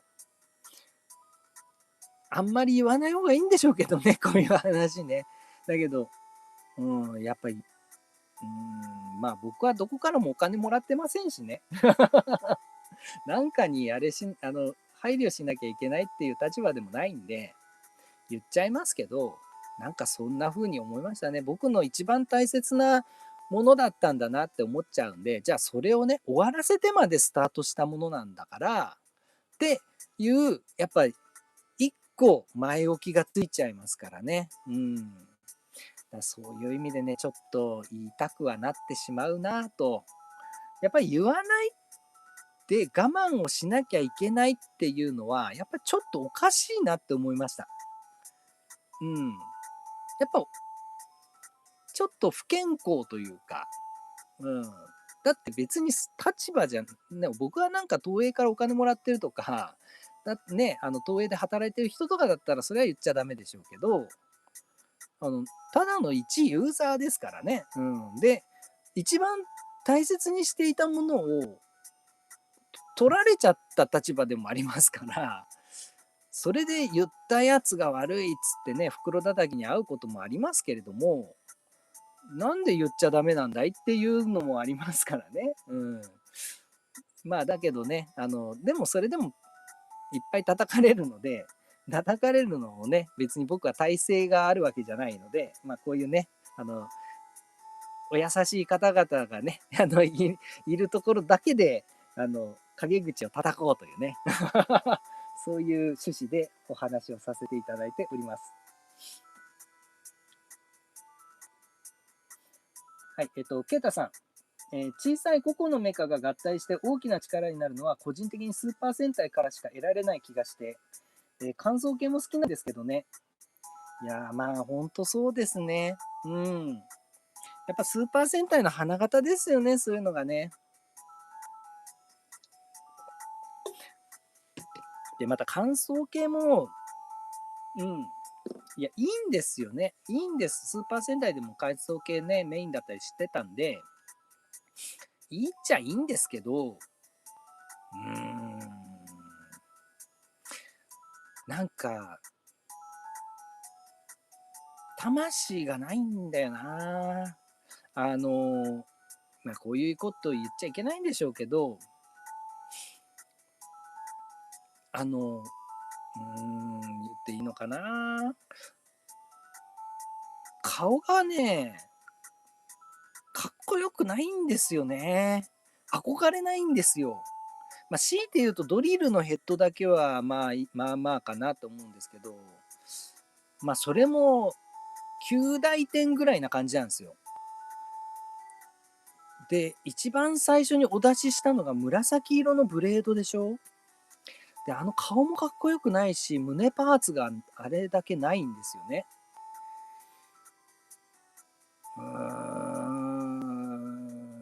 で、あの、デラックストイとかだと、あの、手まっすぐできないんですよね。ずっと斜めに傾けてる状態なんですよね。いびつなのがかっこいいでしょみたいな感じでやって、で、それはキングオージャーで通ったでしょみたいな感じで思ってんのかもしれないですけど、全然違いますからね。キングオージャーは可動性を重視したスーパー戦隊だったんで、あんな巨大なものをつけちゃって、斜めにしか手が傾けられない。で、しかもね、あれは武器も兼ねちゃってるんでしょ、もうなりきり武器も。ということは重量があるわけじゃないですか。で、あんなにでかいものをそのまま何の工夫もなく手につけたわけでしょ。しかも先端に。じゃあまっすぐは水平にはだけできないし、振り上げることもできないじゃないですか。可動なんてね、肩のね、180度のスイングしかないのに、子供はどうやって遊ぶんでしょうねって思っちゃうんですよね。かっこいいと思うのかなあれでって思っちゃうんですよ。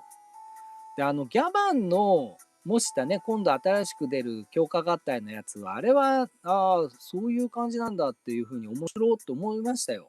構成はね。うん、それはそうだと思います。でも、基本的に全部頭が余るんですよね。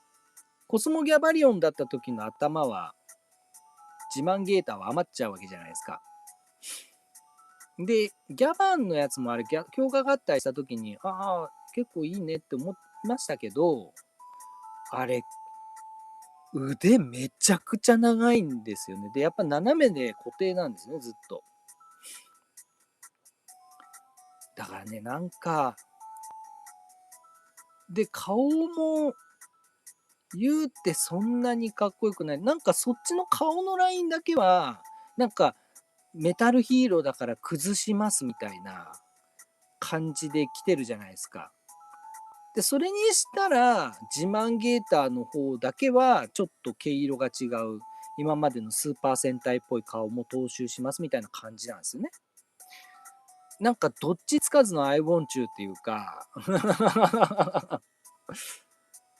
ねえ、なんかどうなんですかねっていう感じがしちゃう。なんかあれ、日本のロボットってこんな感じでしたっけっていう、あれ、これ本当ですかっていう感じがしちゃうんですよね。いや、もちろん、なんかやろうってアイディアが出たんで、今、プラデラネオの方をガチ制作とかね、今ちょっと進めてんですけど、ちょこちょこちょこちょこ。なんだろう。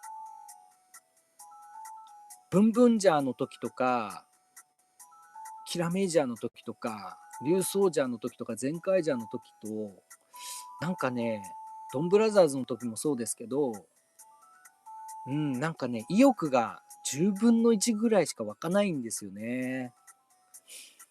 なんか、若干半分ぐらい義務で作ってるみたいな感じがしちゃうんですよね。なんか、ときめかないんですよね。だから、プラデラネオで、唯一にして最大のプラデラネオの特徴だった、組み立てキットなのに、頭部が変形するっていうギミックがあったじゃないですか。だからこそ僕はプラデラネオ一択だなと思ったんですけど、なんかね、もう次のオプションメカでは、普通にミニプラと同じで、非変形になっちゃうんですね。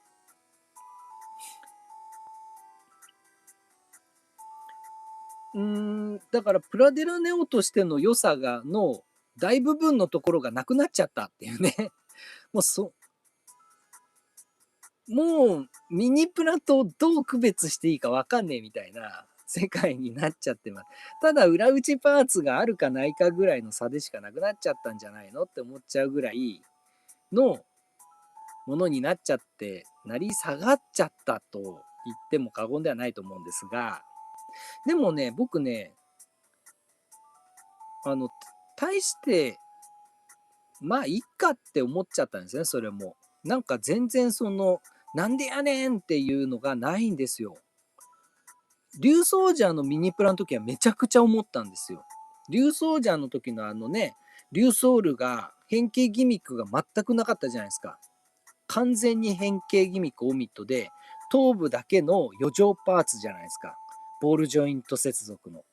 あの時にすげえ反発心があったんですよ、僕。だから、自分で稼働する、合体に組み込めるリューソールとかを作ったりしてやるぐらいの情熱があったんですけど、今回のプラデラネオ、なんかね、そういう気持ちが全くわからなかったんですよね。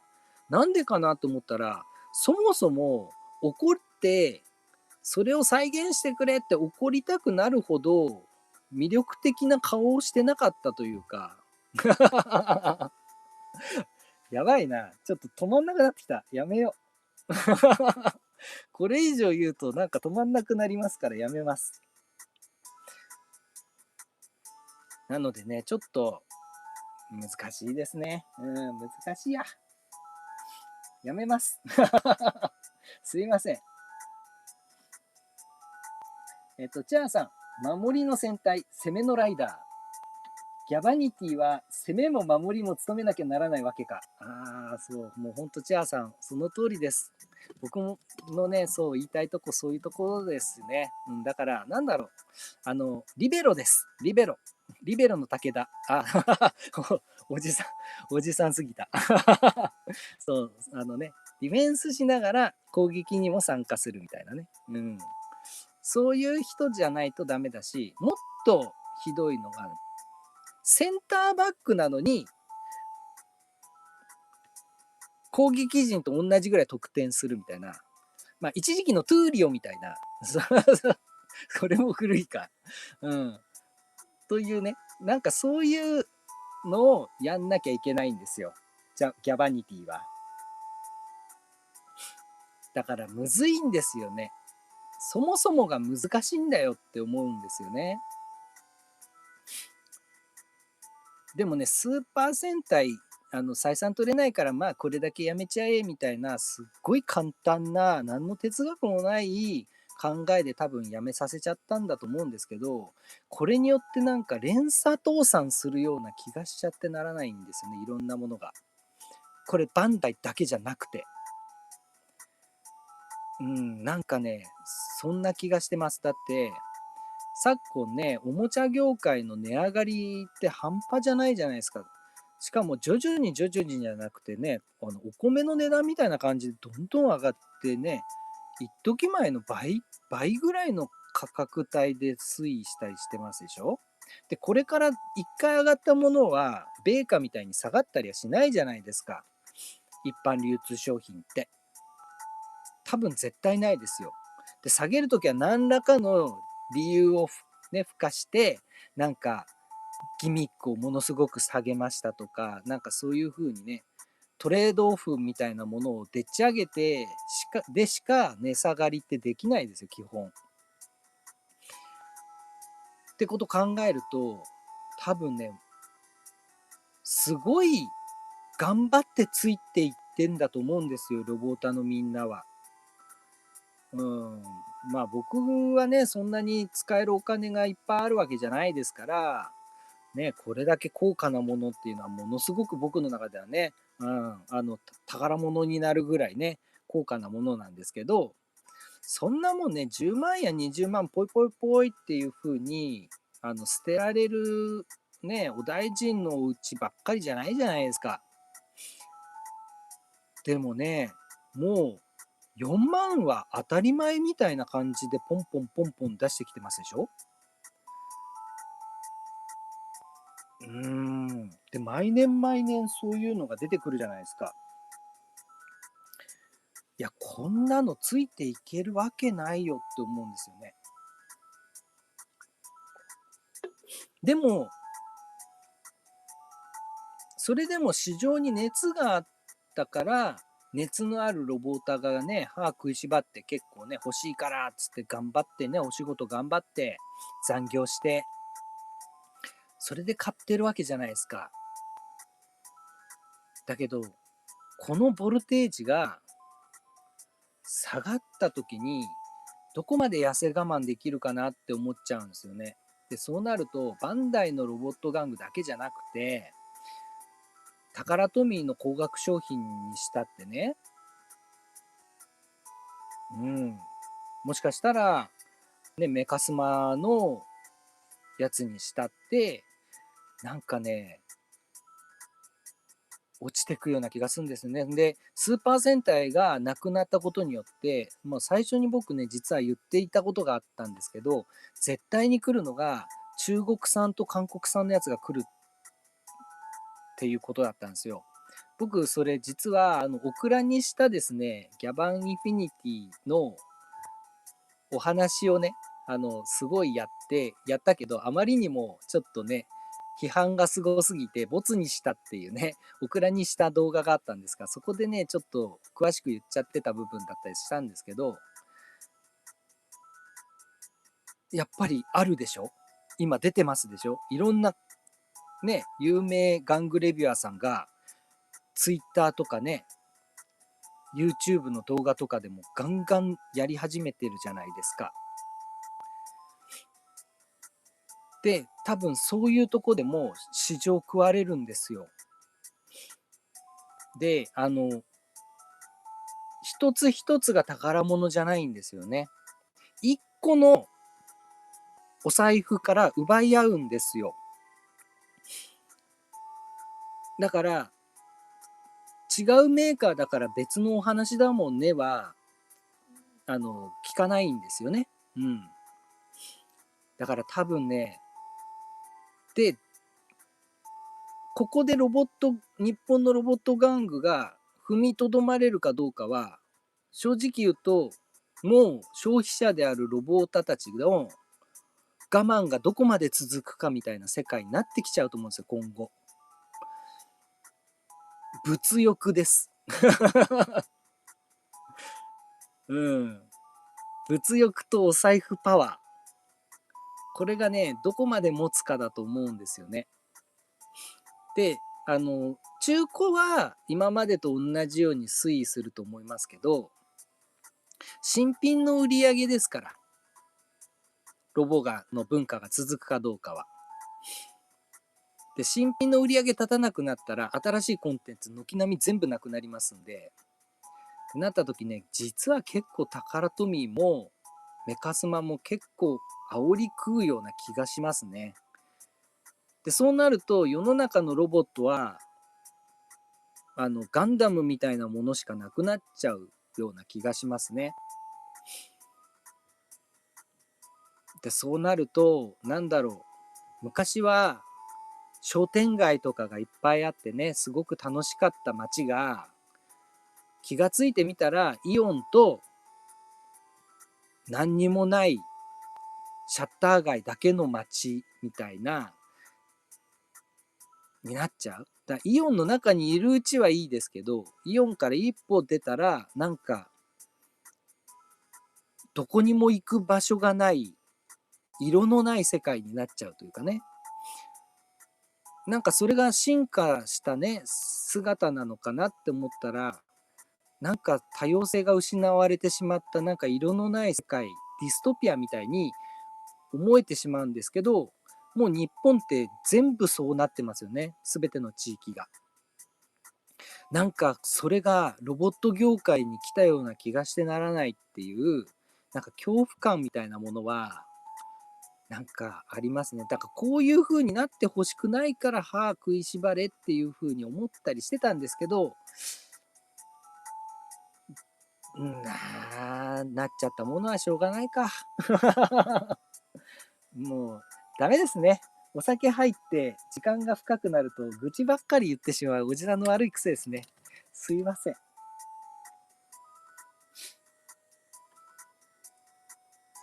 えっと、サナさん、我慢せんでいいと思いますよ。共感できる話がわんさかでした。あ、サナさんよくお越しくださいました。ありがとうございます。ありがとうございます。ね、なんか、ありがとうございます。そう言っていただけますと。そうね、そうなんですよ。あのね、なんだろう。世の中ってほら、リアクションくれるじゃないですか。あのね、リアクションくれる率がね、あの、アンチってね、倍ぐらいいるんですよ。倍ぐらいの熱量あるんですよ。すごい罵詈雑言を言ってくるんですよね。なんか自分が気に食わないからっつって。でも僕はそれに対してなんか反論する立場でもないし、反論したところで別に僕には何のメリットもないんで、反論はしないんですよね。だけど目には入ってくるじゃないですか。だからね、いや、これね、もうねこのスルースキルってすごく大変ですね、これね。難しいんですよね。何なんだろうね、これね。難しいんですよ。でもありがとうございます。そう言っていただけますと、ほっとします。ケイチ君、王道から外したロボばっか出されてもねって感じです。なんか武器の中の1個がね、なんかこうデカブツだったっていうんだったらそれでもいいと思うんですよね。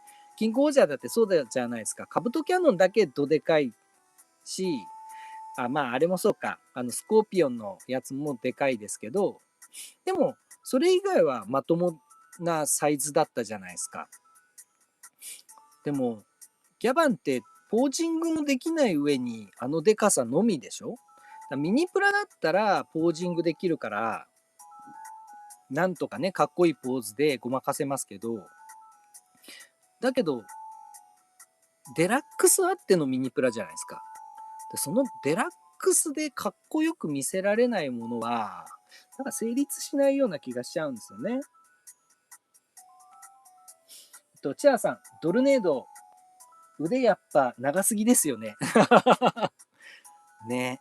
で、ドルネードさ、この、首がね、この、キングブランキオンみたいに、節で曲がるんですよ。で、それがかっこいいでしょみたいになるんですけど、伸ばしても、こういう状態なんですよね。この、ジョイントの隙間がずっと開きっぱなしなんですよ。で、この状態で、はい、はいってなるんですね。はい、これが放題モードですってなんですけど、これくにゃくにゃくにゃくにゃこうやって曲がってるものをこうやって整えて、はいってやられるんですけど、違うと思うんですね。放題モードの時はこうなるから放題なんであって、でこれができないで、この状態ではい放題ですっていうのは、こんなぐにゃぐにゃぐにゃぐにゃになるじゃないですか。だから、あれ僕ね、いや、心意気やよしなんでしょうが、デラックスでやるもんじゃないなって思いましたね。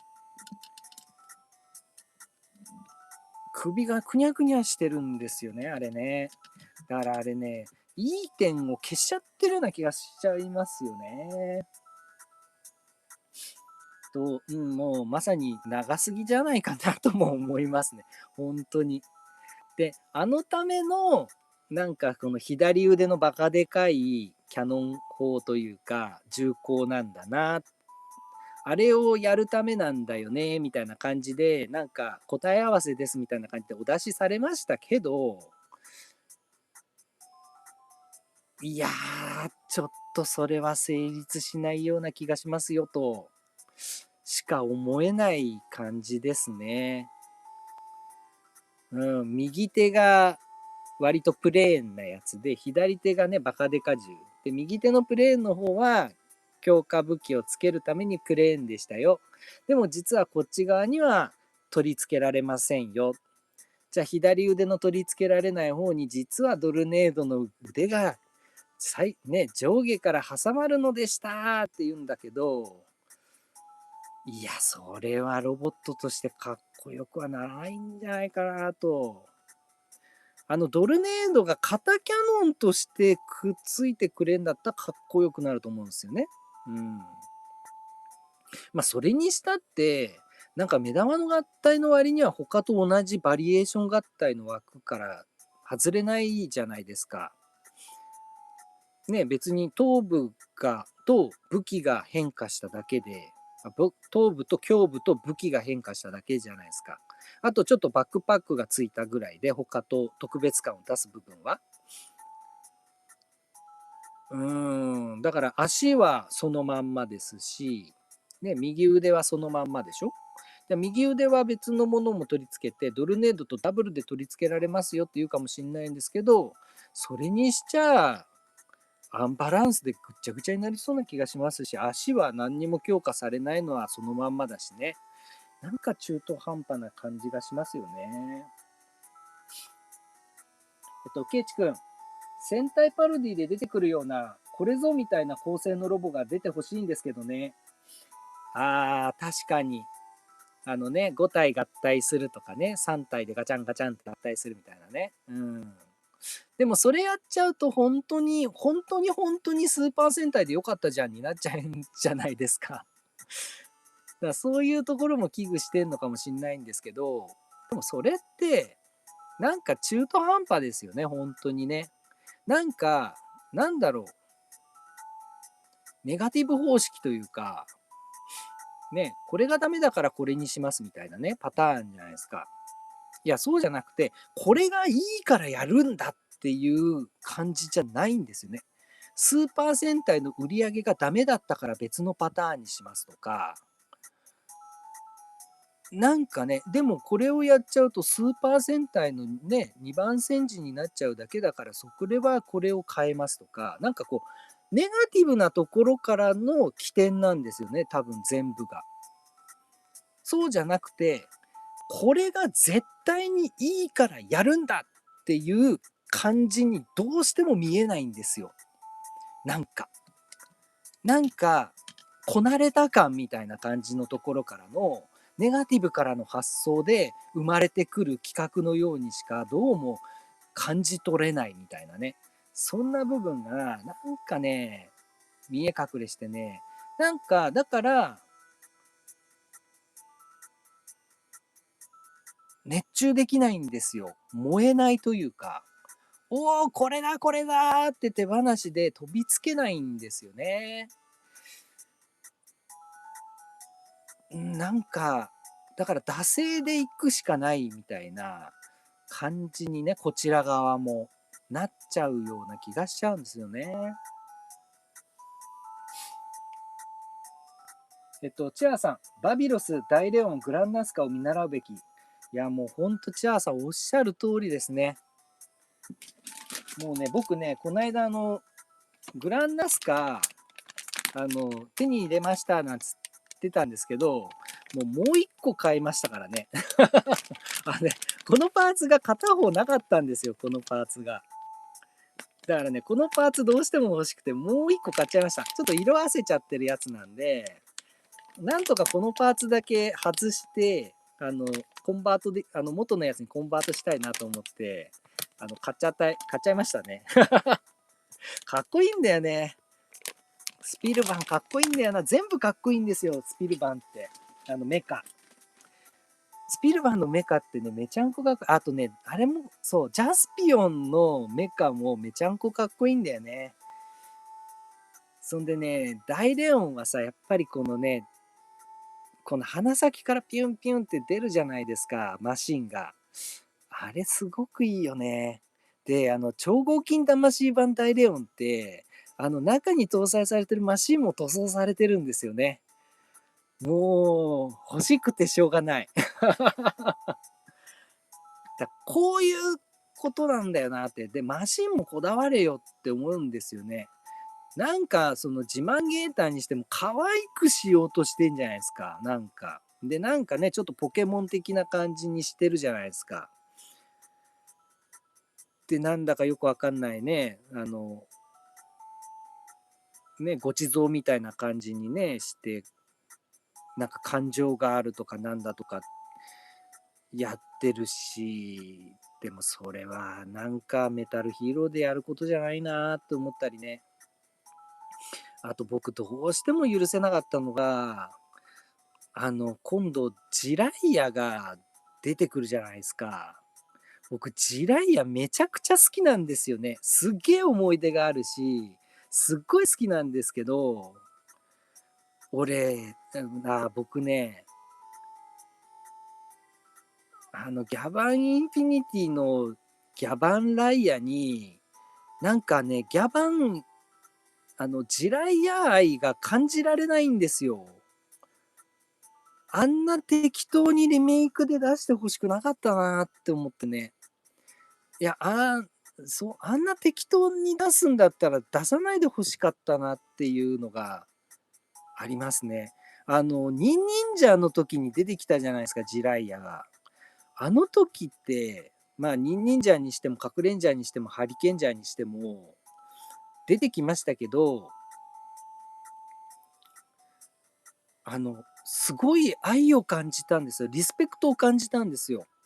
ね、あの時出てきたジライアはね、もう本物のね、役者さんが出てきて、ね、客演して、で、しかもね、ものすごい中心になってね、お話が構成されてたし、でね、設定的にも、ね、忍忍者の世界の忍者の組織の中のトップっていうことじゃないですか。ああいう出方が理想ですよ。だから僕はね、あの時すごい嬉しかったんですよね、忍忍者の時。愛があったんですよ、すごい。情熱もあったし、愛もあったし、リスペクトもあったから、すごいいい客演会でした。めちゃくちゃ好き。それに対して、なんかね、こなれちゃってるんですよね。で、リメイク出したから、ほら、いいでしょ。なんと、ギャバンの G がジライアの G だからギャバンライアなんだよ、みたいな。どうでもいいわっていうね。いかんいかんいかんいかんいかんいかんいかん。素がどんどん出てくる。やめよう。あの、黒バッチさんがどんどん出てきたからやめます。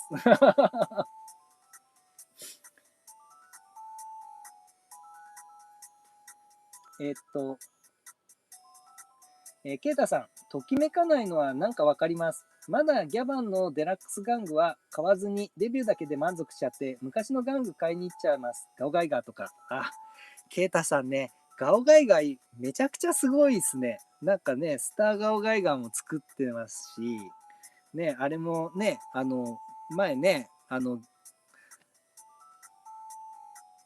あれもね、作られてましたからね。あと、ジェネシックガオガイガーもね、デラックス版で作ったりして、すげえなって思いますよね。もうガチの玩具じゃんって思いますね。あれめちゃくちゃすごい。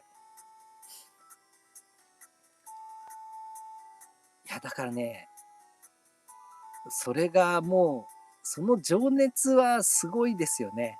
だから作れるってめちゃくちゃいいなって思います。まあね、でも普通の人はそうはいかないですからね。うん。でもやっぱね、そう。まあ普通の方はね、やっぱりそうやって中古玩具で昔出たね、やつに流れるっていう感じになるんだとは思うんですけどね。でも中古ばっかり売れてたらね、もう先はないですからね。なんかブレイクスルーがないとダメなんだろうなって思いますよね。チアさん、ミニプラのセイバーとドリルでメタルヒーロー戦車、鋭意制作中ですので、ミニプラオフ会でときめかせますね。チアさんね、ミニプラのやつめちゃめちゃ改造されてましたね。そうだそうだ。いや、なんかね、こう、あれを素材にして、なんかこう、チワワさんの中の、なんか一番ね、こう料理したらかっこいいんでしょっていうのを多分表現されようとしてらっしゃるんだろうなというのは、ひしひしと感じておりました。はい、楽しみにさせていただきます。チャーさん、リメイク玩具の群雄割拠の中、新作はどう生き残れるか、文化を残せるか。ほんとそうですね。うん。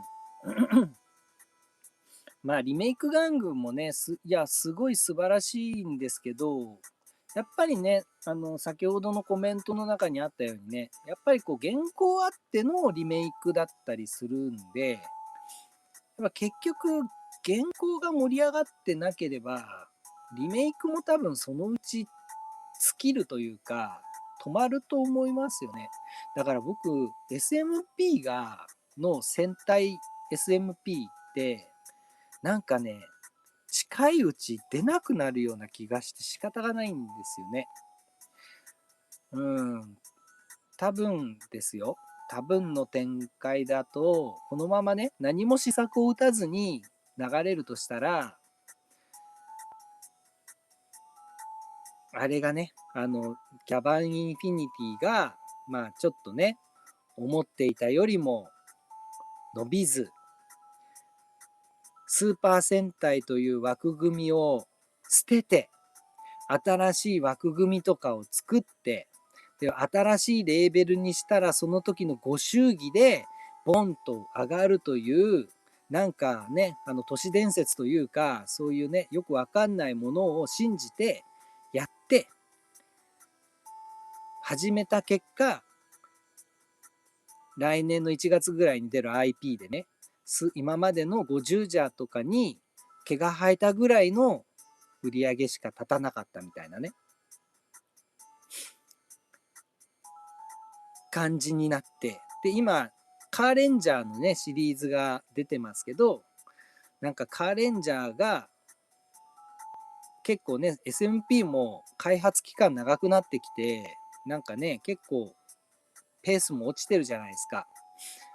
だから、来年までにね、VRV ロボが出るかどうかわかんないですけど、VRV ロボ出たら、なんかそこで止まっちゃう気がするんですよね。うーん。だからなんか主要ロボだけ出して終わりみたいな、そんなパターンになりそうな気がするんですよね。サイレンダーとかさ、何でしたっけ基地ロボ。出てこない。基地ロボとか、ああいうのは多分出ないんじゃないかなとか思ったりして。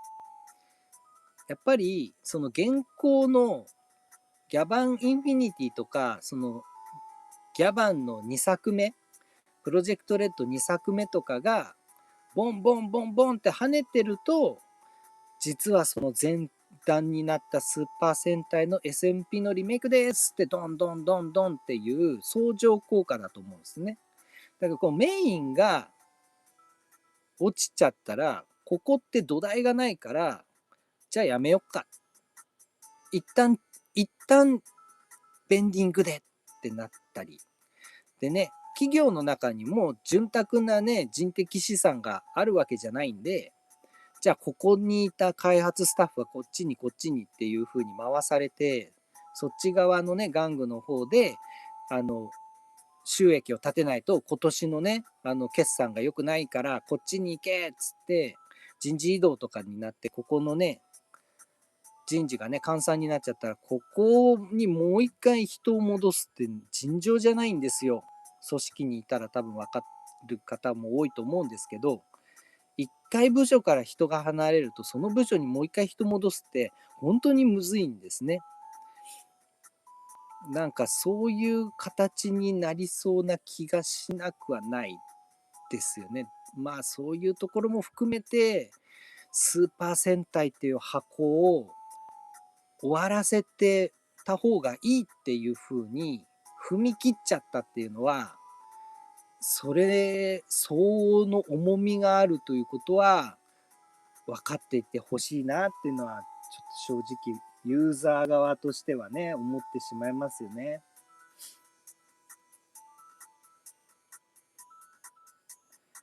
ケイタさん、トルネードって腕なんだ。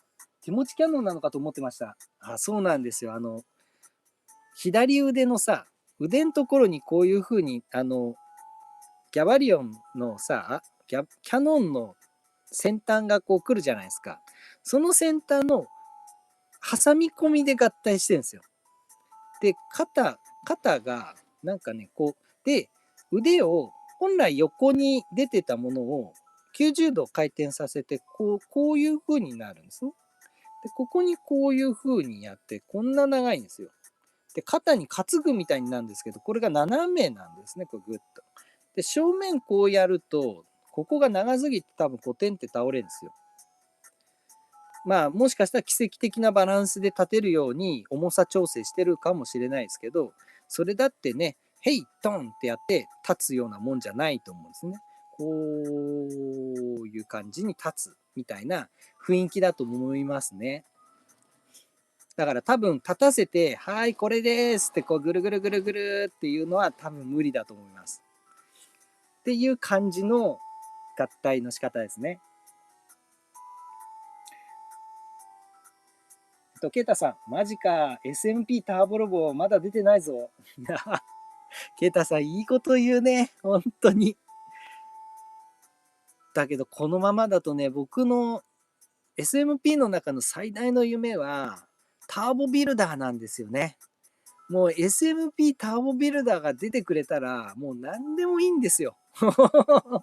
本当に。SMP ターボビルダー出るまでは死なないでくれ。SMP よって思ってるんですよね。でもどうもね、夢半ばにして費えそうな気がしますね。うん。だってバンダイってよくやるじゃないですか。あの、試作品だけ公表しといて、実際は出しませんみたいな、そんなん結構多いじゃないですか。MG の AG3 どうなったんだよみたいなね。ああいうのいっぱいあるじゃないですか。だからね、バンダイはそうなんですよ。だからね、出ないんだよな、多分な、ターボレンジャー。やだな。出てほしいな。ケイチ君、ビクトレーラーでない。あ、そうそうそう、ビクトレーラー。そうです、ビクトレーラー。出てこなかったんですよね。ビクトレーラーっていう単語が出てこない。そう、ビクトレーラーです。多分出てこないですね、ビクトレーラー。多分、RV ロボと VRV ロボ出たら終わりな気がしますね。で、しかもそれも結構開発期間倍ぐらい長くして、カレンジャーも VRV ロボ出て、もう来年みたいな。来年頭に VRV ロボ出ますみたいな、そんなスパンだったりしてみたいに、ちょっと思ったりはしてます。で、VRV ロボ出たらもういいでしょみたいな流れになって、その後カーレンジャーの後音沙汰ないみたいな可能性すらなんか見えますね。ギャバンインフィニティの盛り上がり次第な気がします。チアさん、VRV ロボに、V バルカン、V バズーカがついたら、ビクトレーラー出ないの確定でしょ。そうです。チアさん、その通りだ。ねえ。絡みといえばね、バズーカとバルカン持つかどうかぐらいなところですからね。で、その絡みの武器が VRV ロボに付属しちゃったら、もう出ないですね。確定的に。いや、実際だってね、うん。結構昭和のスーパー戦隊のね、あの、戦艦が出たのもすごい話でしたからね。でももう多分昭和の戦隊は出てくれないだろうな。うーん。フラッシュタイタンと SMP フラッシュタイタンとかすごい欲しかったんですけどね。多分そういうのもないだろうな。あと、あれね、グレート5とかね。ないだろうな、もう。サナさん、SMP 戦隊だけは生きていってほしい、走り抜けてほしいと切に願ってやみません。いや、もう本当そうですよ。多分もう皆さんのね、総意だと思います。ただね、ユーザーがどこまで思ってても、それとは全く全然違う力学で、ね、上の方の天井人が決めることですからね。まあ、色即是空ってなっちゃうのかもわかんないですけどね。ただ僕は、文句だけは言います。はい。アンチが聞いていないであろう生配信の深い時間に文句を言うということで、なんとかしていきたいなと思います。いやー、やばいな。今日、ちょっと黒バッチさんがいっぱい出ちゃいましたね。いかんいかん。いやね、今日見たね、バーサス映画が良すぎてね、ちょっと辛かったんですよ。ということでですね、はい、こちらの方やらせていただきましたけれども、もう一個やろうと思ってたの忘れてた。はい。ちょっとね、目玉のことが一個あります。重たい。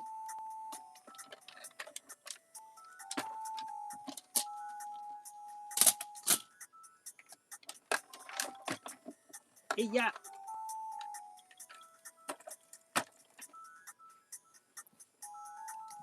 はい。何をするかというと、は。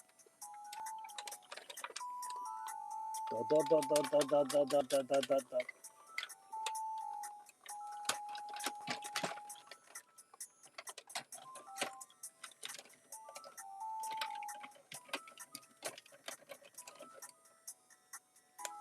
ドドン。はい。デラックス版の究極大獣人だイエイおおはい。この並び立ちをしようと思ってました。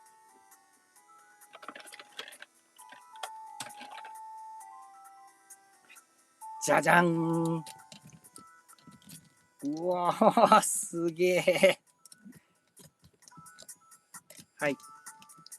何気に、こちらのデラックス版大獣人も、余剰パーツなし版にしております。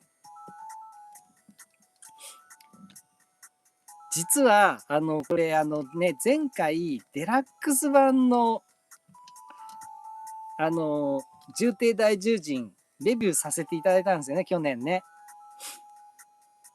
でもね、その時は、デラックス版のね、キングブラキオも持ってなかったんですよ。でね、それもいい感じのね、やつが、ようやっと手に入ったんですよね、デラックス版。だからね、実はこのデラックス版究極大獣人レビューしてないんですよ、また。でもね、今回、これのね、超合金魂版をやるということで、初お披露目です。初お披露目っていうかね、まあ、これ、もう、キングブラキオンは使っちゃってたんですけどね。いや、だけどね、この、豪華に、豪華なこのね、2体の並び立ち。おー、これがやりたかったんだよ。あ、こうやって並べてみると、超合金魂版の方がちっちゃいんだね。あ、すげえ。あ、こんなサイズ差あるんだ。いや、デラックス版でけえんだな。さすが。しかもこれ、電動で動くからね、これね。走行すっからね、これ。いや、これすごい、すごいな。すごいな、デラックス版。いや、でも両方かっこいいね。やっぱり。両方かっこいいな。てか、超合金魂版すげえかっこいいな。なんだ、これ。めちゃめちゃかっこいいぞ。やっぱり、大獣人ってすげえな。大獣人ってすごいんだね。めちゃめちゃかっこいいじゃん。ちょっと日焼けちゃってるんですけれども、そこら辺はちょっとご愛嬌ということでね。これはちょっと、とんでもない。ちょっとね、SMP をちょっと出したりなんかして。おー、素晴らしい。ここにね、デラックスロボユニバース版と、あとパワーレンジャー版もちょっと並べたかったな。失敗した。持ってくるの忘れた。いやー、でも、いいですね。なんという、なんという素晴らしさ。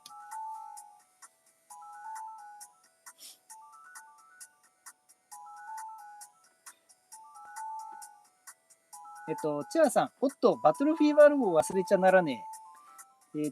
魂がいいサイズ、サイズ感だから、まだ救われている。あー、確かにね。確かに確かに。ただね、バトルフィーバーロボはね、結構賭けよ。サンバルカンロボだって相当賭けだと思ってるんじゃないかな。だからね、バトルフィーバーロボはかなり賭けのような気がしますね。で、バトルフィーバーロボをメインで買ってくれるメイン層は、年々年々いなくなっていきますからね。だからね、で、若年層でバトルフィーバーロボガンガンいってやるぜっていう、あの、キーな人はね、なかなか少ないと思います。だね、昭和はもうね、もう回を増すごとに確率低くなっていく気がしますね。だから、なんだろう、次は90年代、ね、次は2000年代、で、次は昭和みたいな感じの順番でいきますみたいになってるじゃないですか。でもね、これからは一回船外になると、こっちに戻る確率っていうのは格段に下がると思います。で、こっちの開発スパン自体が伸びていくし、で、こっちで一回漏れたら、次、ここの客層はぐんと減ってます。あと1年後、2年後でぐん、ぐん、ぐんって減るんですよ。ここら辺のメイン客層は。で、そうなると、もう、ここを捨てちゃって、30代の人たちが、幼少期に見ていたスーパー戦隊にシフトを、が売れるから、そっちにだけにしようって多分なると思うんですね。だけど、今度、そもそも、あれでね、ミニプラ自体が、当時のミニプラがもうデカレンジャーぐらいからね、かなり動けるようになってきてるから、差異がなくなってきちゃうんですよね。リメイクの凄さとの差がなくなってきちゃうんですよ。ね。で、ってなると、もうデカレンジャー以降からの SMP は、そんなに話題性なくなっちゃうんですね。そっちも惰性みたいな感じになるじゃないですか。だから、これからどんどんどんどん年を重ねるごとに、どんどんどんどん SMP っていうのの火が消えてっちゃうんじゃないのって思うんですね。だからここは、えいやーっていうことで、一回、昭和の方とか、平成初期の方で、ガッと固めて、やって、話題を創出する。需要を掘り起こすっていう我慢を今バンダイがしなきゃいけないんだろうとは思うんですけど、きっとスーパー戦隊を終わらせてギャバンインフィニティを始めたバンダイとか東映は多分そっちにはいかないと思うんですよね。ってなると捨てて30代だけっていう風にシフトする形にしか多分なんないんですよね。ってなるような気がしてなりません。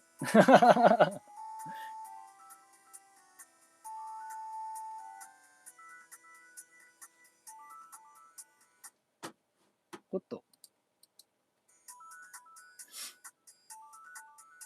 チェアさん、圧倒的存在感。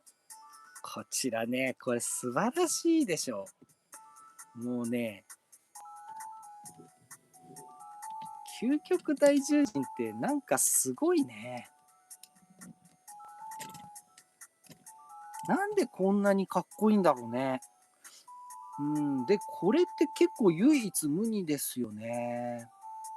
なんか騎馬形態でこんなかっこいい合体形態ってなかなかないですよね。やっぱりね、で、シンプルな強化合体じゃないじゃないですか。ある種ちょっと外した強化合体なのに、なんでこんなにすげえまとまってんだろう。いや、これ奇跡ですね。こうやっぱり。奇跡のロボだわ。ほんと大獣人って。いや、こうよくぞ生まれてきてくれましたって感じですね。ケイタさん、これがデザート満腹だ。まさかのね、こんな深い時間にやってくるっていうね。もっと早くやれよみたいな。ありがとうございます。チェアさん、ミニプラ大獣人が妖精に見える。ああ、これね、ターボレンジャーのようなね。キラキラキラキラキラっていうね。チャムファウみたいな感じですよね。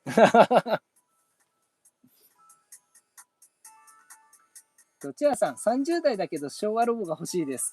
いや、もうね、チアさんね、チアさんが異常なんだって。チアさんはね、ほんとね、なんで知ってんのっていうぐらいすげえ知ってんですよね。昔の昭和の頃のロボとかのすげえ増資深いですよ。でもね、普通じゃないって。いや、もう特別なんですよ、チワワさんは。もうね、一般大衆はほんとね、わがままなもんなんです、本当に。ケイチ君、SMP ストレージのガオレンジャー狙っている購買層よくわからんかったな。まあね、あれは我々の思ってるミニプラ層とかとはまた別だと思いますね。所有できている喜びと、その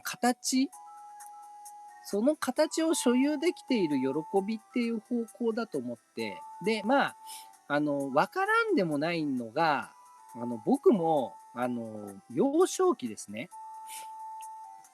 あの、チェンジマンとか、チェンジマンとかね、フラッシュマンとか、その頃です。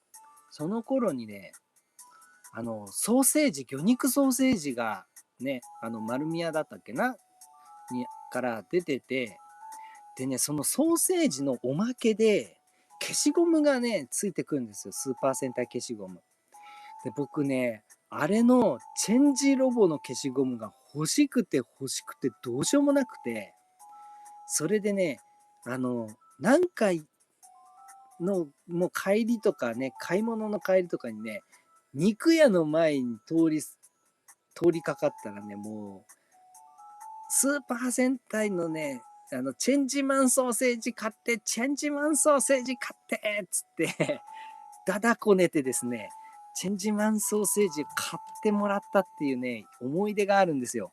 そんでね、何十回もやったんですけど、僕ね、ほんと壊滅的にガチャ運ないんですよ。ほんとびっくりするぐらいガチャ運ないんですね、僕。だからね、当たりませんでした。ついぞ当たらなかった。だからね、その悔しさみたいなのもすっごいあるんですけど、なんで多分、その、ストレージとかで求めている人のやつって、多分僕がチェンジマンソーセージでチェンジロボが欲しかったみたいな、ああいう感じだと思うんですよね。やっぱ所有したい。ロボと共にいたいっていう、なんかちょっとそのね、なんだ、キーホルダー的なものでもいいし、あとカード的なもの、あとガチャガチャで前あったね、デラックスの箱のミニチュアとか、ああいうのとかね、うん。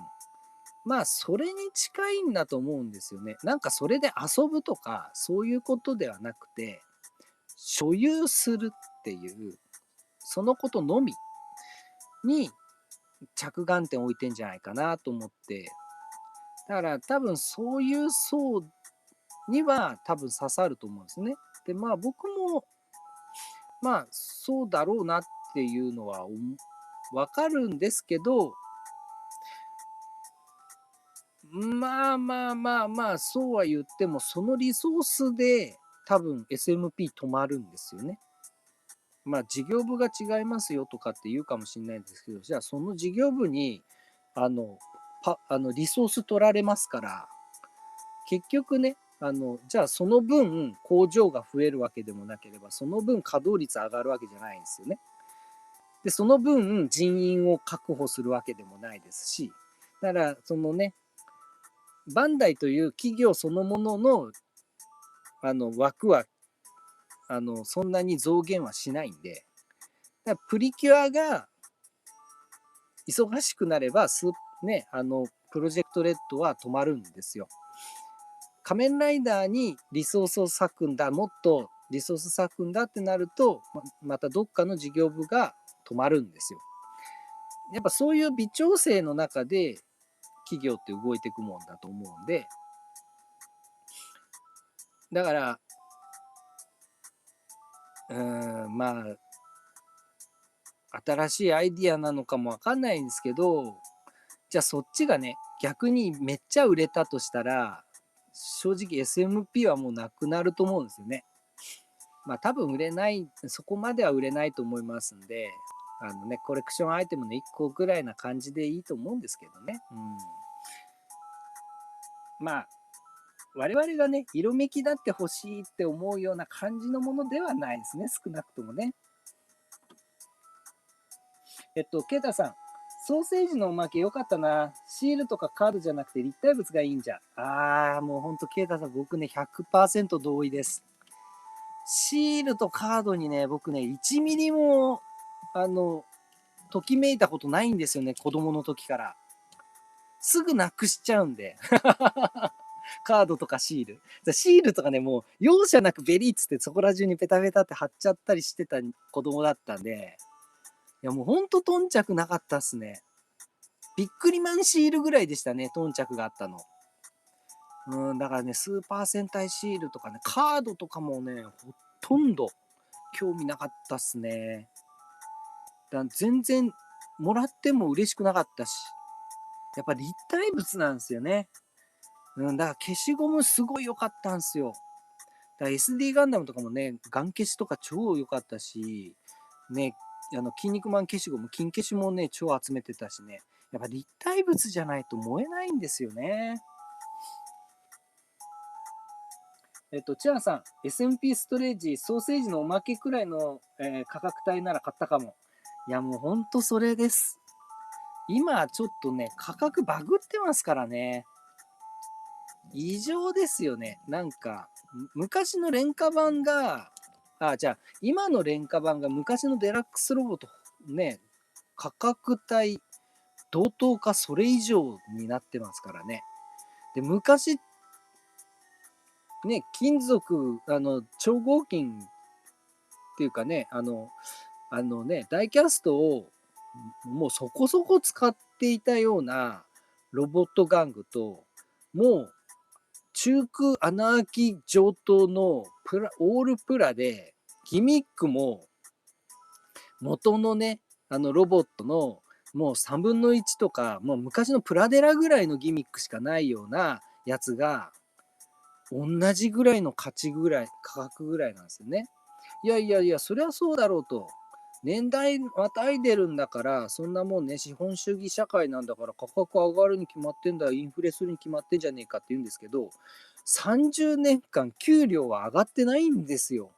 だけど、税金だけはべらぼうに上がってるんですよね。だから、国民の収入は据え置きで、税金と消費財の価格だけが倍ぐらいに上がってるんですよ。だからね、やばいっすよね。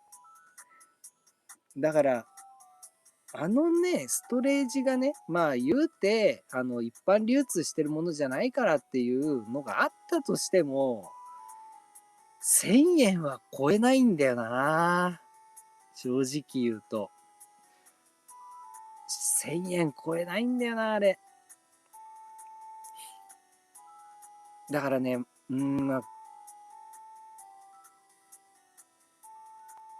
だからおもちゃとかも正直言って、正直な話言っちゃいますよ、もう。1万円なんですよ。ボーダーラインって。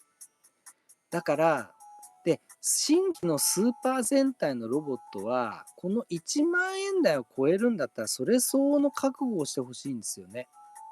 強化合体をするブラザー合体セットみたいなのになるとか、そういうのになって初めて1万円超えるみたいな感覚なんですよね、僕の中では。で、おもちゃで1万円を超えるって、もうそこそこだと思ってるんですよ、僕。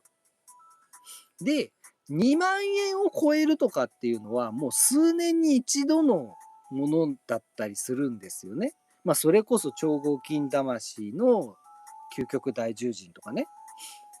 例えば、ロボットベースであるとかね。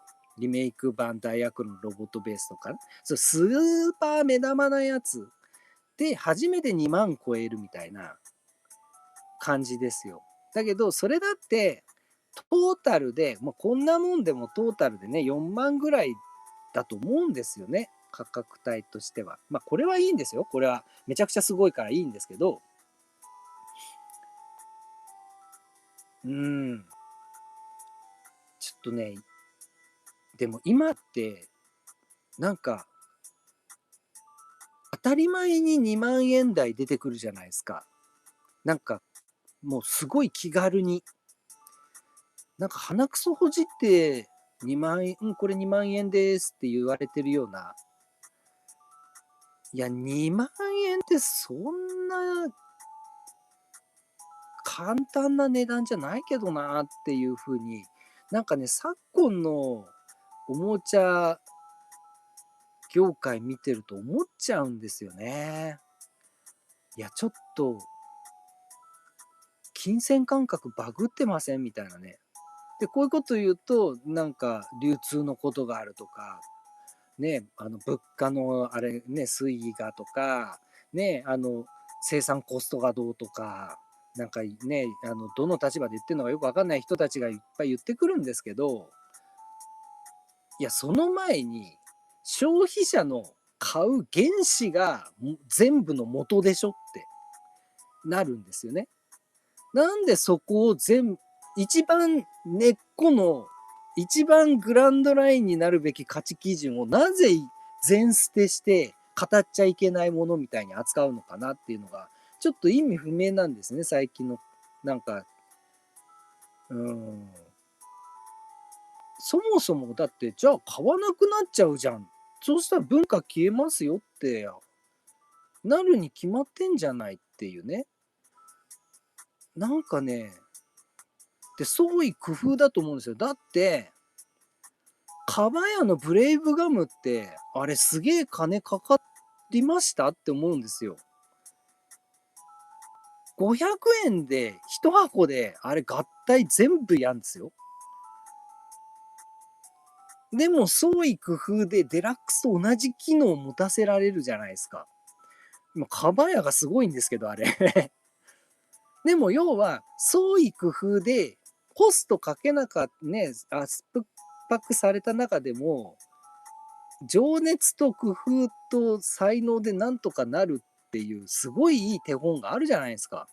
で、ああいうのをデラックスとか、本茶の方で、ああいうのを発揮してくれればいいんですよって思っちゃうんですね。なんでそれができない前提なんだろうみたいなね。なんかね、そういう、なんか情けなさを感じてしまうというかね。あれ、こんなに才能なかったっけな、日本人ってなっちゃうんですよね、なんか。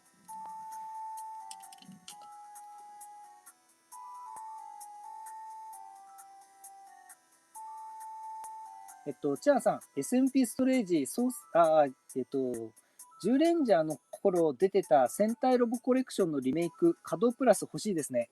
確かにね。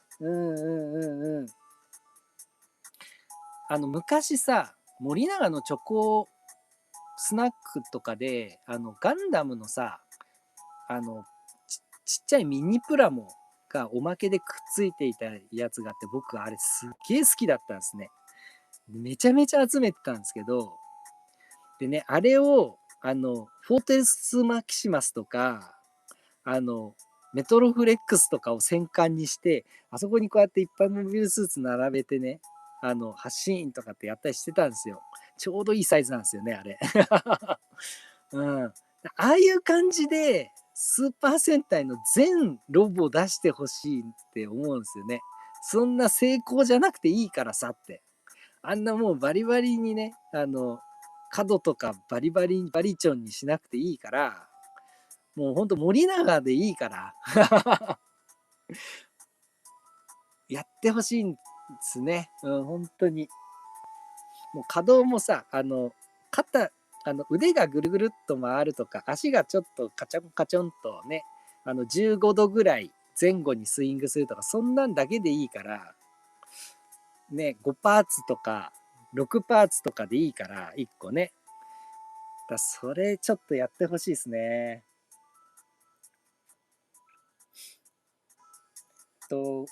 ケイタさん、かばや、かばやは板ガムも美味しかったしな。